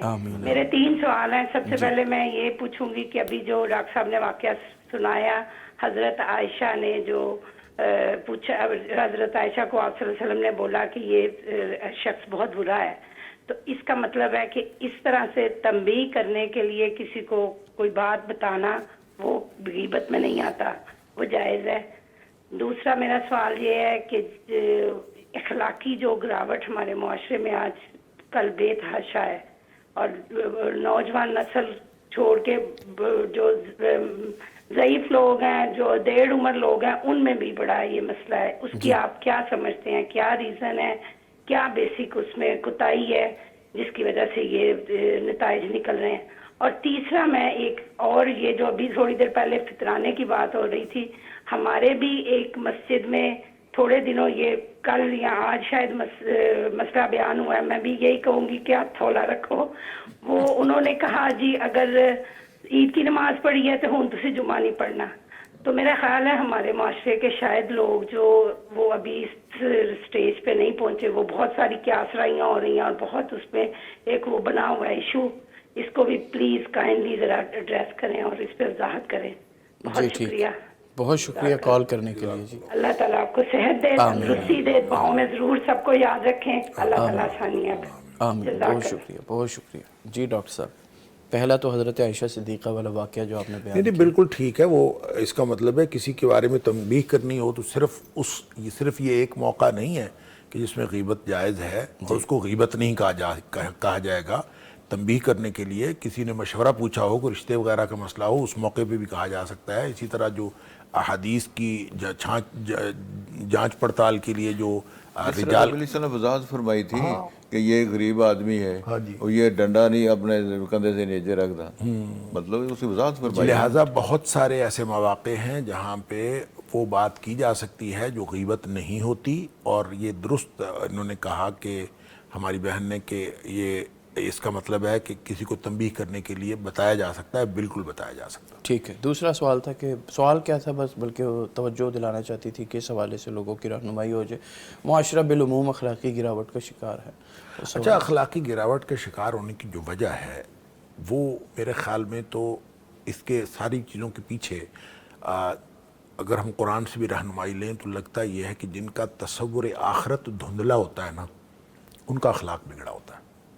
اور سورۃ الماعون کے اندر اللہ کریم نے اس طرف اشارہ فرمایا کہ جو آخرت کو جھٹلاتے ہیں نا ان کا لین دین کے معاملات بھی ٹھیک نہیں ہوتے، ان کے آپس کے معاملات بھی خراب ہوتے ہیں. اور جس شخص کو یہ یقین ہو کہ میں نے ہر چیز کا اجر اللہ سے لینا ہے اور اللہ کے سامنے میں نے کھڑا ہونا ہے، اور میں کسی کے ساتھ بھی جو سلوک کر رہا ہوں تو یہ اس کا مجھے اجر یا اس کی سزا مجھے ہونی ہے جو بھی میں سلوک کر رہا ہوں. اگر کسی کو اس بات کا یقین ہوتا ہے آخرت میں بعث بعد الموت کا، حشر کا، اللہ کے سامنے حساب کتاب کا، جس شخص کو بھی یقین ہوتا ہے پھر وہ بد اخلاقی کا مظاہرہ کر سکتا ہی نہیں ہے. اس کو یہ معلوم ہوتا ہے کہ میں نے اگر اپنے ماں باپ سے اچھا سلوک کیا تو اس کا مجھے آخرت میں اجر ملے گا، برا سلوک کروں گا تو اس کی سزا ملے گی، بہن بھائیوں سے کروں گا تو اچھے سلوک کی جزا ہے، برے سلوک کی سزا ہے. اعلیٰ حاضر القیاس سب کے بارے میں اس کو معلوم ہوتا ہے. لہٰذا وہ اجر چونکہ اس نے اللہ سے لینا ہوتا ہے لہٰذا اس کی زندگی سٹریم لائن ہو جاتی ہے. اور جس شخص نے اجر یہ دیکھ کے اخلاق اچھا کرنا ہو کہ کس سے مجھے فائدہ ہے اور کس سے مجھے فائدہ نہیں ہے تو پھر وہ اس کا زندگی میں کوئی ایک معیار نہیں ہوگا، وہ اس کا معیار تو وہی ہوگا فائدے والا. لہٰذا کسی کے ساتھ وہ اچھا بول رہا ہوگا، کسی کے ساتھ برا بول رہا ہوگا، آہستہ آہستہ تعلقات بگڑتے چلے جائیں گے. نظام ہماری زندگی کا اسی لیے بگڑا ہے. ہم لوگوں کو دیکھتے ہیں کہ کس سے، وہ انگریزی میں کہتے ہیں نیو سینس ویلیو.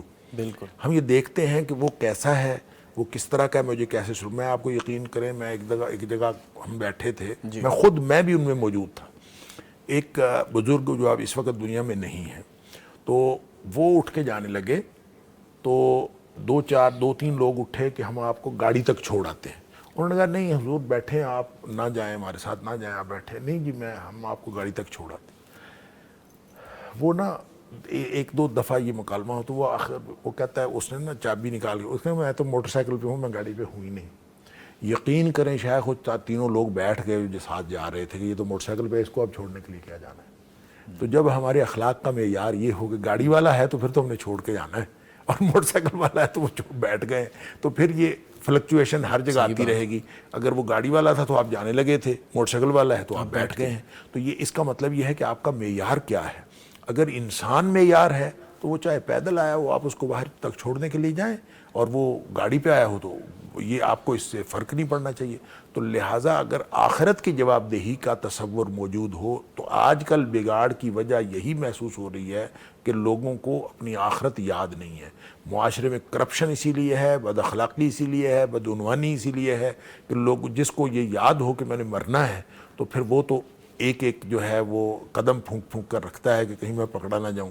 لہذا یہاں جب آپ لوگوں کی کرپشن کہانیاں، بد اخلاقی، بدعنوانی دیکھتے ہیں تو بنیادی طور پر اس میں آخرت کا دھندلا ہوا تصور یا ایمان کی کمی ہوتی ہے. صحیح بات. اور آخر میں انہوں نے فطرانے کے حوالے سے کلیروی صاحب نے فرمایا تھا ہاتھ تھولا رکھو، تو ہماری آنٹی محترمہ نے بھی کہا وہ مسئلہ شاید انہوں نے اس کی طرف اشارہ کیا کہ خطیب محترم نے کہا ہوگا جس دن اگر جمعہ والے دن عید آ جائے تو ایک خطبہ، انہوں نے وہ بات اشارہ نہیں وہ اجازت ہے، اس میں یہ ضروری نہیں ہے کہ آپ نے خطبہ دوسرا جمعہ پڑھنا ہی نہیں ہے، یہ ضروری نہیں ہے.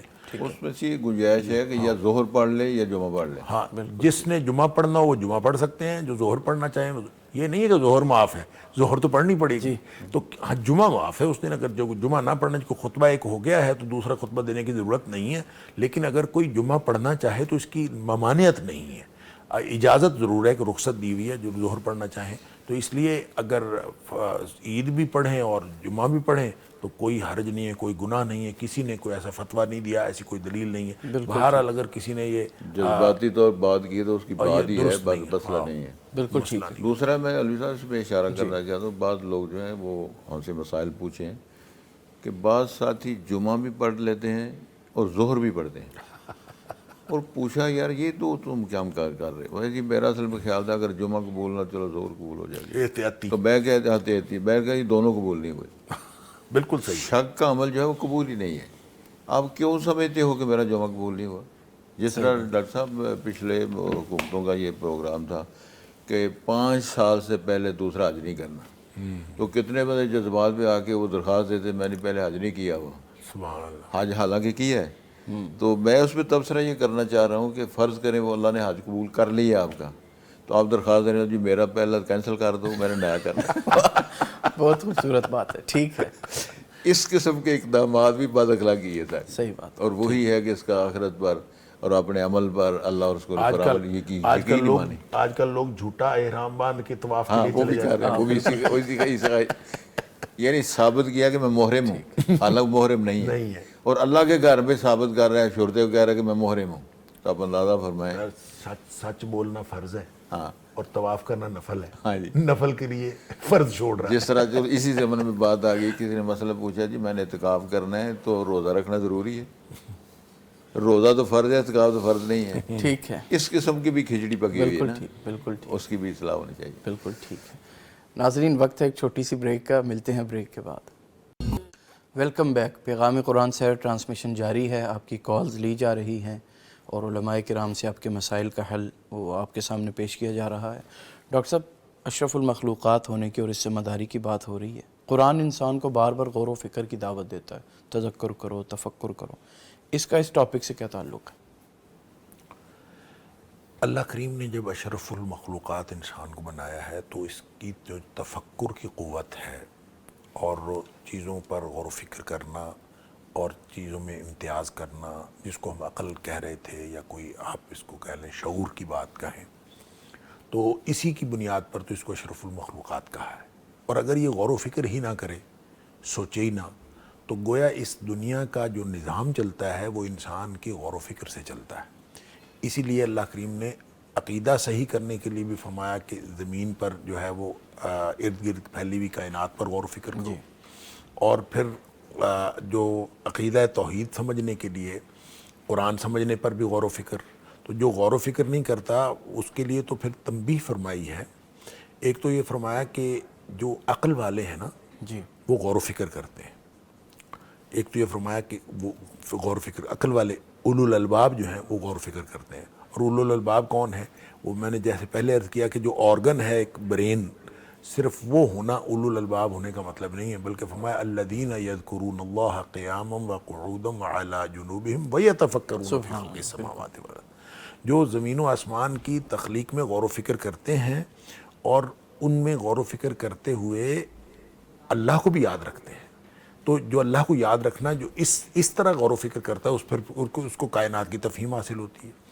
اور پھر جو قرآن کو سمجھتا ہے, اپنے اس عقل کو, اللہ تعالیٰ نے عقل دی ہے قرآن کو سمجھنے کے لیے, کائنات کو سمجھنے کے لیے. اگر انسان عقل استعمال نہ کرے تو اس کا مطلب ہے وہ تو حیوانات کی طرح اس کے ساتھ, جیسے قرآن نے فرمایا جب وہ اللہ کی آیات پڑھی جاتی ہیں تو وہ اندھے اور بہرے لوگوں کی طرح نہیں گرتے ان کے اوپر, بلکہ ان کے اوپر غور و فکر کرتے ہیں, سوچتے ہیں کہ کیا کہا گیا ہے, کیا چیز ہے, کیا ہمیں حکم کیا ملا ہے, ہم نے کیا کرنا ہے, ہمارے اوپر ذمہ داری کیا عائد ہوتی ہے, ہمارے اوپر اہل خانہ کی ذمہ داری کیا عائد ہوتی ہے, مجھے بطور انسان اللہ تعالیٰ نے مجھ سے مطالبہ کیا کیا ہے, وہ یہ سوچتے ہیں. لہذا تفکر فی القرآن جو ہے یہ تو اشرف المخلوقات کا سب سے بڑا خاصہ ہے. عمر فاروق رضی اللہ تعالیٰ عنہ جب خلیفہ بنے ہیں تو جو اپنا ابتدائی پہلا خطاب ہوتا ہے وہ ہمیشہ ایک پالیسی ہوتا ہے, وہ ایک پالیسی سٹیٹمنٹ ہوتی ہے, اس کا درجہ رکھتا ہے. تو اپنے پہلے خطاب میں جب عمر فاروق رضی اللہ تعالیٰ عنہ خلیفہ بنے ہیں تو انہوں نے اس میں دعائیں کی ہیں, اللہ مجھے ہمیشہ تفکر فی القرآن کی توفیق عطا فرما. اللہ, یعنی مختلف دعاؤں میں ایک دعا ان کی یہ تھی, اللہ مجھے تو ہمیشہ تفکر فی القرآن کی توفیق عطا فرما. یعنی قرآن پڑھتے تو ہم سارے ہیں, کیا تفکر کرتے ہیں؟ اللہ تعالیٰ نے تنبیہ فرمائی ہے افلا یتدبرون القرآن ما علی قلوب اقفالها, دلوں پر تالے پڑے ہوئے ہیں. دیا کہ دل سے مراد یہ جو دل و دماغ کا جو کنیکشن ہے, اسی سے سوچ ہوتی ہے, اسی سے انسان کا ایک غور و فکر کا پروسیس ہوتا ہے. اس کے ذریعے سے انسان جو ہے وہ مستقبل کی جو ہے منصوبہ بندی کر سکتا ہے, اپنے ماضی سے سیکھ سکتا ہے. یہ ساری چیزیں جو ہیں اس سے تعلق رکھتی ہیں. لہذا جو شخص قرآن کے اندر تفہیم کے لیے اللہ کی نشانیوں کو سمجھ جائے گا, اس کو کائنات سمجھ آ جائے گی. جس کو کائنات کی تفہیم حاصل ہوگی اس کو قرآن سمجھ آ جائے گا. اور کوئی شخص اس طرح سے چلتا ہے تو لیکن اگر کوئی غور و فکر ہی نہیں کرتا تو اس کا مطلب ہے اس کا رویہ اشرف المخلوقات والا نہیں ہے. پھر اس کا رویہ جو ہے وہ حیوانات والا ہو سکتا ہے, وہ پتھروں والا ہو سکتا ہے, وہ کسی بھی چیز والا ہو سکتا ہے, وہ انسانوں والا یا اس اشرف المخلوقات والا جس کو میں نے ابتدائی گفتگو میں وظیفہ وجود کہا تھا. تو انسان کا تو وظیفہ وجود یہ ہے, جو اس کو حیوانوں سے بالاتر کرتا ہے وہ تفکر ہے. حیوانات تفکر نہیں کر سکتے، باقی سارا کام وہ کرتے ہیں۔ اگر انسان بھی صرف کماتا ہے اور کھاتا ہے تو یہ کام تو گدھے بھی کر رہے ہیں، یہ کام تو گھوڑے بھی کر رہے ہیں، یہ کمانا اور کھانا، کمانا اور کھانا یہ سارے جانور بھی کر رہے ہیں۔ تو انسان کا جو شرف ہے وہ ہے ہی اصل میں تفکر اور غور و فکر کرنا، اور جب وہ غور و فکر کرتا ہے تو اس سے ایک پالیسی بنتی ہے، اس سے اس کو اپنی ذمہ داری کا احساس ہوتا ہے، اس کو اپنے خالق کی پہچان ہوتی ہے، اس کو نبی کریم صلی اللہ علیہ وسلم کی پہچان ہوتی ہے، اس کو ایمان کا راستہ ملتا ہے، ہدایت کا راستہ ملتا ہے، اور اس کے ذریعے سے پھر وہ آگے سے آگے چلتا جاتا ہے۔ اور والذین جاہدوا فینا، جو ہماری راستے میں کوشش کرتے ہیں، لنہدینہم سبحان اللہ سبحان اللہ۔ ایک کالر شامل کریں گے۔ السلام علیکم ورحمۃ اللہ۔ غلام اللہ صاحب نے جوائن کیا ہے میاں والی سے۔ السلام علیکم۔ السلام علیکم۔ جی سر فرمائیں۔ السلام علیکم۔ سر بولیے، کیا پوچھنا چاہتے ہیں، فرمائیے گا۔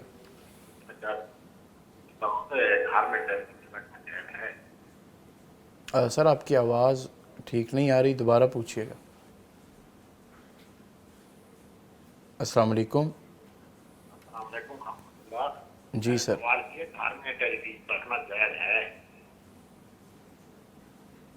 ٹھیک ہے، بہت شکریہ کال کرنے کے لیے۔ گھر میں ٹیلی ویژن رکھنا جائز ہے؟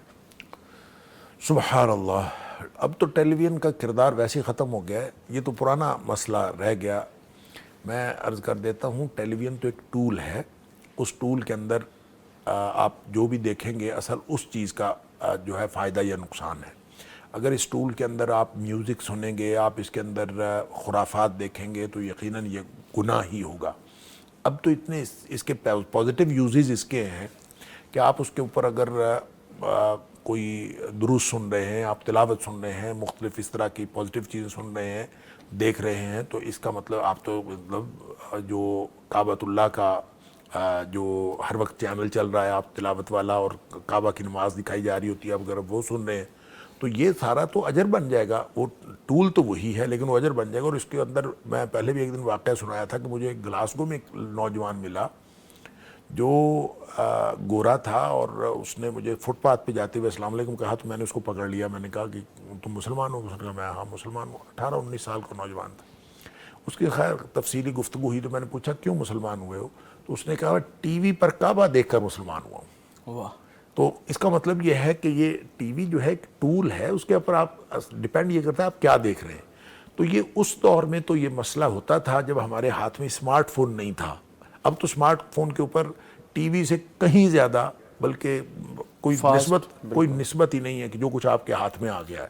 لہٰذا اب ٹول ایک ٹی وی تھا، ایک اسمارٹ فون۔ اب تو آپ یہ مسئلہ پوچھیں کیا اسمارٹ فون رکھنا جائز ہے کہ نہیں جائز، اور اس کے اوپر تو ویسے میں ٹی وی کے بارے میں ایک اپنا ذاتی تجربہ بتا دیتا ہوں۔ ہمارے گھر میں ٹی وی نہیں تھا، ایک عرصہ ٹی وی نہیں رہا، اور والد صاحب ظاہر ناپسند کرتے تھے، ہمارے گھر میں کبھی ٹی وی نہیں تھا۔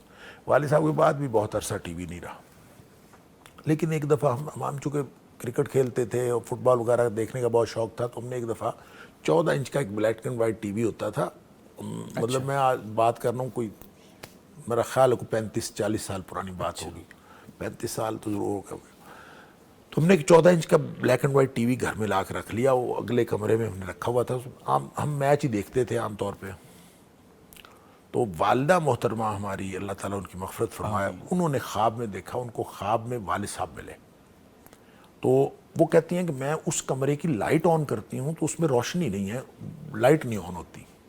تو ایک زیرو کا بلب، ایک تھوڑی سی روشنی زیرو کے بلب کی ہے، تو میں لائٹ آن کرتی ہوں، لائٹ نہیں آن ہوتی، زیرو کے بلب کی روشنی ہے، تو مجھے سمجھ نہیں آتی بڑی لائٹ نہیں آن ہو رہی۔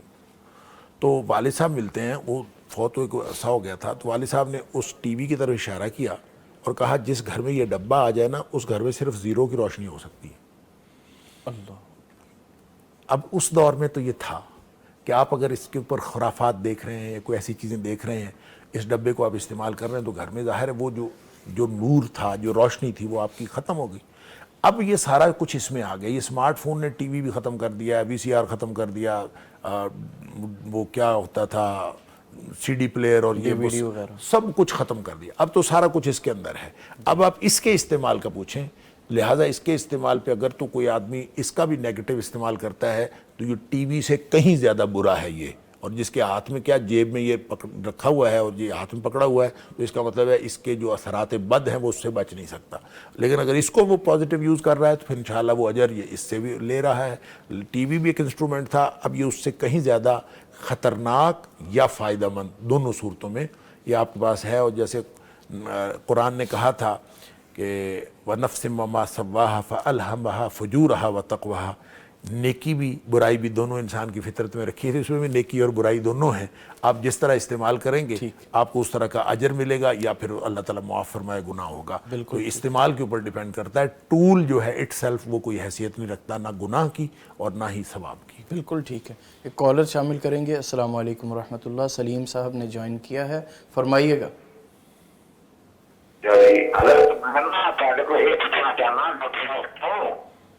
سر آپ کی آواز نہیں ٹھیک آ رہی، دوبارہ فرمائیں. جی جی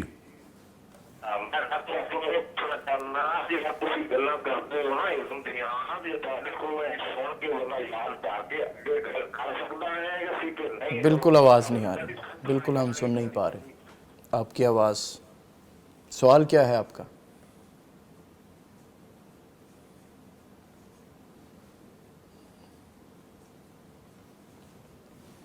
جی ٹھیک ہے. ان کا سوال یہ ہے کہ ہم دین کی بات کر رہے ہیں تو لوگ کہتے ہیں کہ سنی سنائی بات پر عمل نہ کرو. اس کے بارے میں کچھ بتا دیں. کسی نے کوئی بات سنی کسی سے، اس کا کوئی حوالہ پتہ نہیں، جیسے کوئی مت سی بن جاتی ہے معاشرے میں. جی میں عرض کرتا ہوں، سنی سنائی بات کا مطلب یہ ہوتا ہے کہ آپ کسی ایسے شخص سے سنیں جس کی کوئی اتھینٹسٹی نہیں ہے، جی جس کی کوئی علم کے ساتھ کوئی تعلق نہیں ہے. آپ ویگن میں بیٹھے کسی سے بات سن لیتے ہیں، کسی جگہ سے کوئی آدمی آپ کو ٹانگے پہ بیٹھے ہوئے، بس میں بیٹھے ہوئے، کوئی آدمی بازار میں کھڑے ہوئے ایک آدمی ملتا ہے، آپ کہتے ہیں ایک آدمی نے مجھے بات بتائی تھی تو وہ نیکی کی بات تھی تو میں آگے بتاتا ہوں. اس بات کے بارے میں ہر سنی سنائی بات، یا پھر سوشل میڈیا کے اوپر بہت ساری چیزیں جو ہیں وہ غلط حوالوں کے ساتھ آئی ہوئی ہوتی ہیں، غلط چیزیں، ان سے نہیں سننا چاہیے.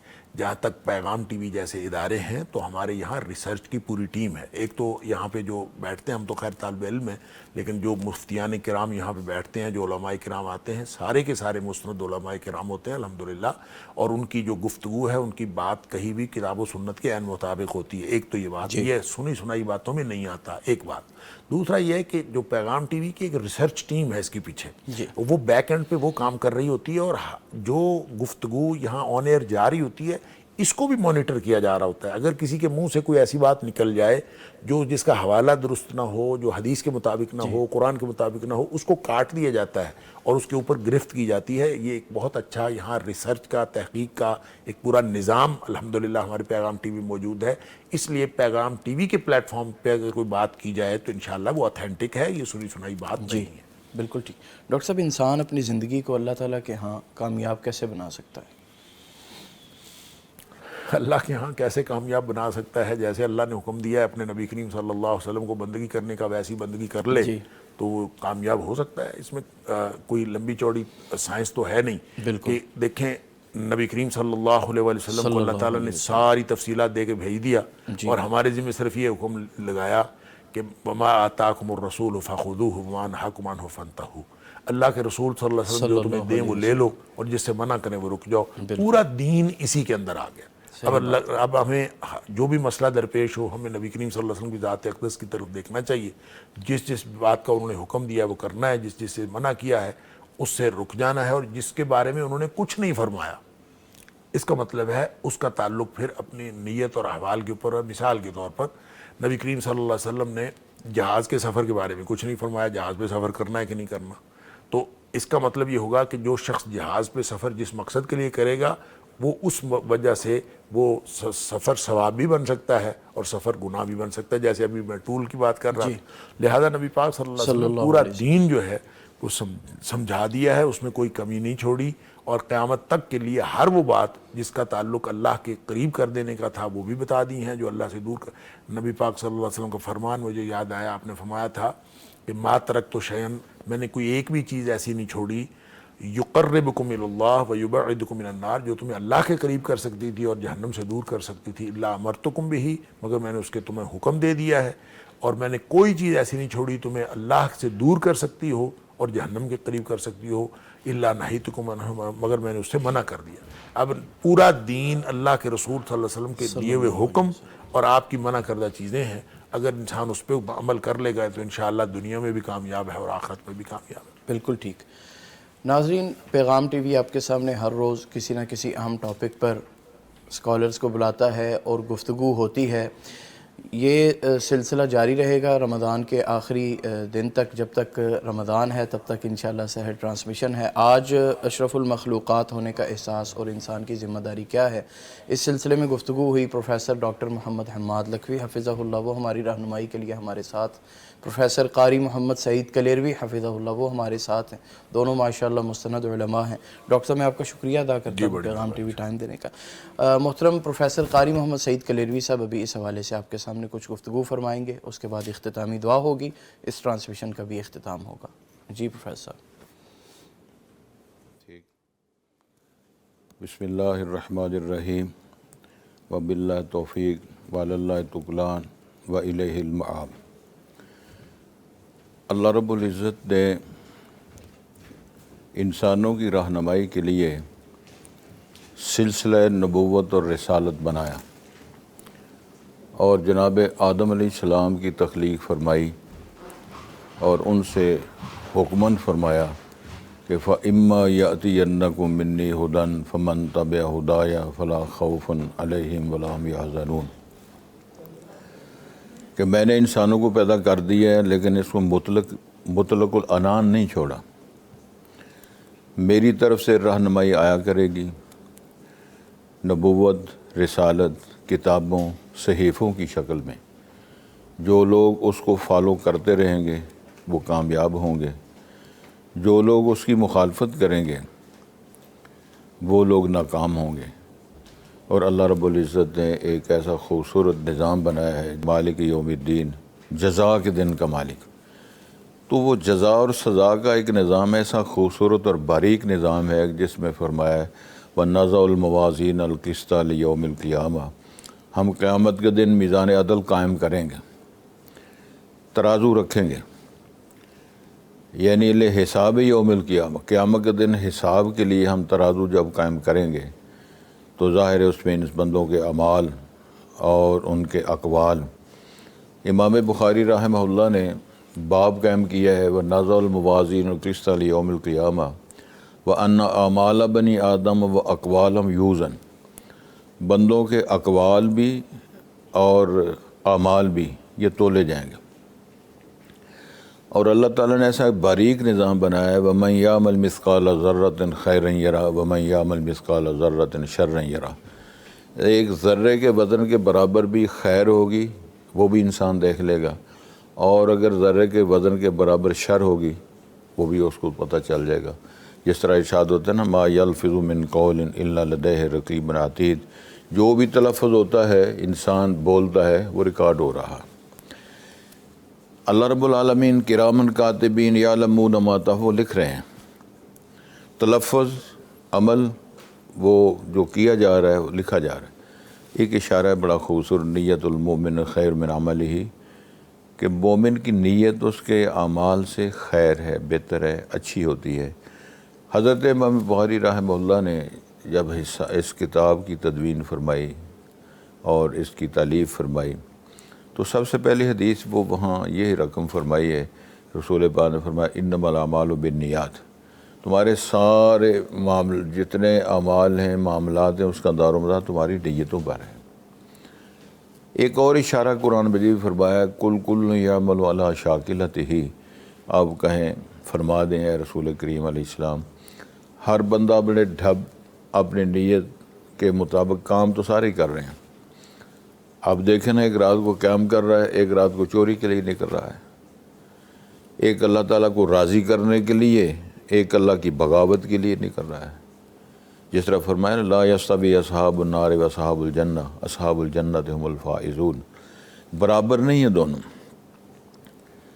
بلکہ بڑا خوبصورت اللہ تعالیٰ نے یہ رہنمائی فرمائی ہے قد تبین الرشد من الغی، ہم نے رشد کو گمراہی سے واضح کر دیا ہے، جبر نہیں کیا کسی پہ، لا اکراہ فی الدین، دین کو جبراً منوانے کا قانون و ضابطہ اللہ نے نہیں بنایا، بلکہ مجھے ایک حدیث یاد ہے، حدیث قدسی ہے۔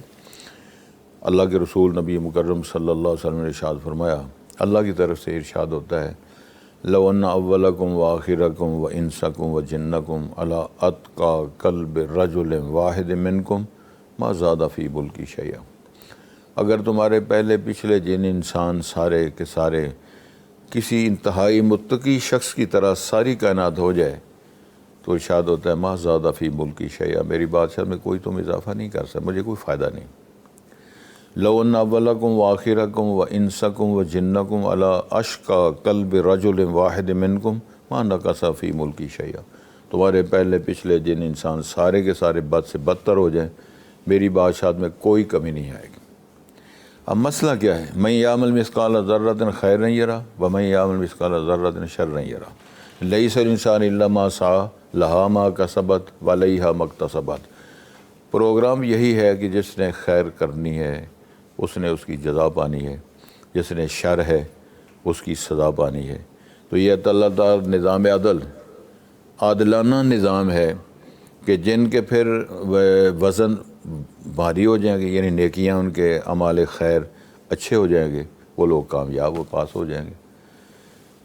بلکہ اس میں وضاحت ہے قرآن مجید میں، کچھ لوگ پاس ہو کر جنت میں چلے جائیں گے، کچھ لوگ ناکام ہو کر وہ اللہ تعالیٰ کا جو بنایا ہوا سزا کا مرکز ہے جس کو نار جہنم کہتے ہیں، اللہ میں محفوظ و مامون فرمائے۔ تو اصل مختصر بات یہ ہے کہ انسان کو اشرف مخلوقات بنایا، نبی مکرم صلی اللہ علیہ وسلم تک نبوت و رسالت کا سلسلہ پہنچایا، جناب آدم سے شروع ہوا، رسول پاک خاتم النبیین بنائے۔ ما کان محمد ابا احد من رجالکم ولکن رسول اللہ و خاتم النبیین بنایا۔ پیغمبر بھی آخری، کتاب بھی آخری، شریعت بھی آخری۔ تو پیغام رسالت یہ ہے کہ پیغمبر علیہ السلام کو نبی بھی آخری ماننا ہے اور ان کی بات بھی آخری ہے جن کو ماننا ہے۔ بلکہ ایک اور خوبصورت حدیث ہے، اللہ کے رسول نبی مکرم صلی اللہ علیہ وسلم ارشاد فرمایا، کل امتی یدخلون الجنت الا من ابا، قیل ومن ابا، قال من اطاعنی دخل الجنت ومن عصانی فقد ابا۔ آپ نے فرمایا میری ساری امت جنت میں جائے گی مگر وہ بندہ جنت میں نہیں جا سکتا جو جس نے میری نافرمانی کی۔ بلکہ حدیث کے الفاظ ہیں اس نے انکار کر دیا۔ تو انکار کا مطلب یہ ہے جس نے نافرمانی کی سمجھ لو اس میں جنت میں جانے سے انکار کر دیا۔ تو رسول مقبول اسی لیے مبعوث فرمایا گیا ہے اور یہ آخری امت بنایا کہ رسول کریم صلی اللہ علیہ وسلم کو مرشد ماننا ہے، پیغمبر ماننا ہے اور ان کی بات کو آخری سمجھنا ہے۔ ما آتاکم الرسول فخذوہ وما نہاکم عنہ فانتہوا، تو جس سے وہ روکے اس سے رکنا ہے۔ گزارش کرنا مقصود یہ ہے کہ یہ دین اسلام کی تعلیمات کا معیار یہ ہے کہ رسول کریم صلی اللہ علیہ وسلم کی بات کو فالو کرنا ہے، قول میں، فعل میں، اعمال میں۔ اگر یہ معاملہ نہیں ہے تو پھر سوا ناکامی کو کچھ نہیں ملے گا۔ حدیث شریف کے اندر بیان آتا ہے، یاتی یوم القیامت رجل العظیم القسیم، بہت بڑا آدمی، بڑے قد کاٹ والا آدمی آئے گا، جب اس کو میزان عدل میں رکھا جائے گا تو لا یزن عند اللہ جناح بعوضہ، وہ ایک مچھر کے پر کے برابر بھی اس کا وزن نہیں ہوگا۔ تو نتیجہ کیا نکلا؟ اس کے جواب میں اور اس کو سمجھنے کے لیے بڑی خوبصورت بات ہے۔ حضرت عبداللہ بن مسعود رضی اللہ تعالیٰ عنہ کو قد ذرا چھوٹا تھا، پنڈلیاں باریک تھیں، تو ایک دفعہ صحابہ کرام ان کی پنڈلیاں دیکھ کر تھوڑا سا مسکرائے۔ تو رسول بس سمجھ گیا کہ ان کا جو قد چھوٹا ہے، وجود پتلا ہے، یہ سمجھ کر یہ مسکرا رہے ہیں۔ تو رسالت مآب نے فرمایا جب میزان عدل میں عبداللہ بن مسعود کو رکھا جائے گا اس کی پنڈلیوں کا وزن احد پہاڑ سے زیادہ ہوگا۔ تو یہ ایمان کا اور اس تقوی کا، رسول پاک کے ساتھ تعلق کا یہ معیار ہے۔ تو میں گزارش یہی کرنا چاہتا ہوں، کامیابیاں اس بنیاد پر ہیں، اللہ کو اللہ مانا جائے، رسول پاک رسول مرشد مانا جائے، قرآن مجید سے اپنی تعلیمات کو حاصل کیا جائے۔ تو میں یہ سمجھتا ہوں کہ رسول کریم علیہ الصلوۃ والسلام کی جو ساری تعلیمات ہیں وہ اِنَّکَ لَتَہْدِی اِلیٰ صِرَاطٍ مستقیم، میری دعا ہے کہ اللہ تعالیٰ ہمیں اسی عقیدے پہ قائم رکھے. اللہم احینا علی الاسلام و امیتنا علی الاسلام و ادخلنا دار السلام. تو ہم اللہ تعالیٰ سے دعا گو ہیں کہ اللہ رب العالمین اس بابرکت گھڑیوں ماہ رمضان اور یہ جو ساعات مبارکہ چل رہی ہیں اس کی بنیاد پر اللہ ہم سب کی حفاظت فرمائے، دین و دنیا میں خیر فرمائے. ہم دعا کرتے ہیں اللہ رب العالمین ساری ملت کو اس میں شامل فرمائے. بسم اللہ الرحمن الرحیم. الحمدللہ رب العالمین والعاقبۃ للمتقین والصلاۃ والسلام علی اشرف الانبیاء والمرسلین وعلی آلہ وصحبہ اجمعین. اللہم صلی علی محمد وبارک وسلم. یا اللہ یا رحمان یا رحیم یا حی یا قیوم برحمتک نستغیث. اللہم اشف مرضانا ومرضى المسلمین. اللہم انت ولینا فی الدنیا والآخرہ توفنا مسلمین والحقنا بالصالحین. یا اللہ یا رحمان یا رحیم. اللہم اذہب البأس رب الناس واشف انت الشافی لا شفاء الا شفاؤک شفاء لا یغادر سقما. اللہم استر عوراتنا وآمن رواتنا وتقبل توباتنا. ربنا آتنا فی الدنیا حسنۃ وفی الآخرۃ حسنۃ وقنا عذاب النار. اللہم اذہب البأس رب الناس واشف انت الشافی لا شفاء الا شفاؤک شفاء لا یغادر سقما. اللہ میری دعا ہے اللہ میرے ملک کی حفاظت فرما. جتنے لوگ بیمار ہیں صحت کامل عطا فرما. اے اللہ رزق حلال سچی زبان نصیب فرما. کتنے لوگوں نے دعا کی درخواست کر رکھی ہے، اللہ جو ہمارے بیمار پریشان حال ہیں اللہ ان کی حفاظت فرما، ان کے مسائل کو حل فرما، دین و دنیا میں کامیابیاں نصیب فرما. اور مرتے وقت رسول پاک کا جو کلمہ ہے، جو کلمہ طیبہ کہا جا سکتا ہے، لا الہ الا اللہ محمد رسول اللہ، یہ ہماری زبان پہ وہ پڑھنا نصیب فرما. اے اللہ ہماری یہ دعا ہے، دشمن کا پروگرام یہ ہے کہ مسلمانوں کو لڑایا جائے، ڈیوائڈ اینڈ رول، لڑا کے ان پہ حکومتیں کی جائیں. اس فتنے سے اللہ ہمیں محفوظ و معمور فرما. سرحدوں کی حفاظت کرنے والے ہمارے جو ساتھی، ہمارے فوجی بھائی جو سرحدوں کی حفاظت میں شہید ہو رہے ہیں، میری دعا ہے اللہ تعالیٰ ان شہداء کو جنت فردوس عطا فرما. اے اللہ جو لوگ دین اسلام کی تعلیمات کی حفاظت کے لیے کام کر رہے ہیں، علماء، جس طرح کہ فرمایا العلماء ورثۃ الانبیاء، ان کی حفاظت فرما. اے اللہ دین و دنیا کے چرچے دنیا میں اللہ دین اور خیر اس بھلائی کو عام فرما. انسان اشرف المخلوقات ہے، ہمیں انسان ہونے کے ناطے یہ شرف جو دیا گیا ہے اس کا احساس اللہ ہمیں نصیب فرما. اللہ تعالیٰ سے دعا ہے ربنا تقبل منا انک انت السمیع العلیم. سبحان ربک رب العزت عما یصفون وسلام علی المرسلین والحمد للہ رب العالمین. مغفرت کا ہو گیا سامان پھر، رب کا آیا خاص ایک مہمان پھر.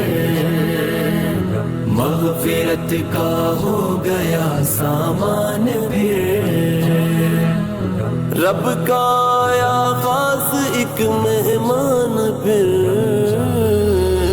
مغفرت کا ہو گیا سامان پھر، مغفرت کا ہو گیا سامان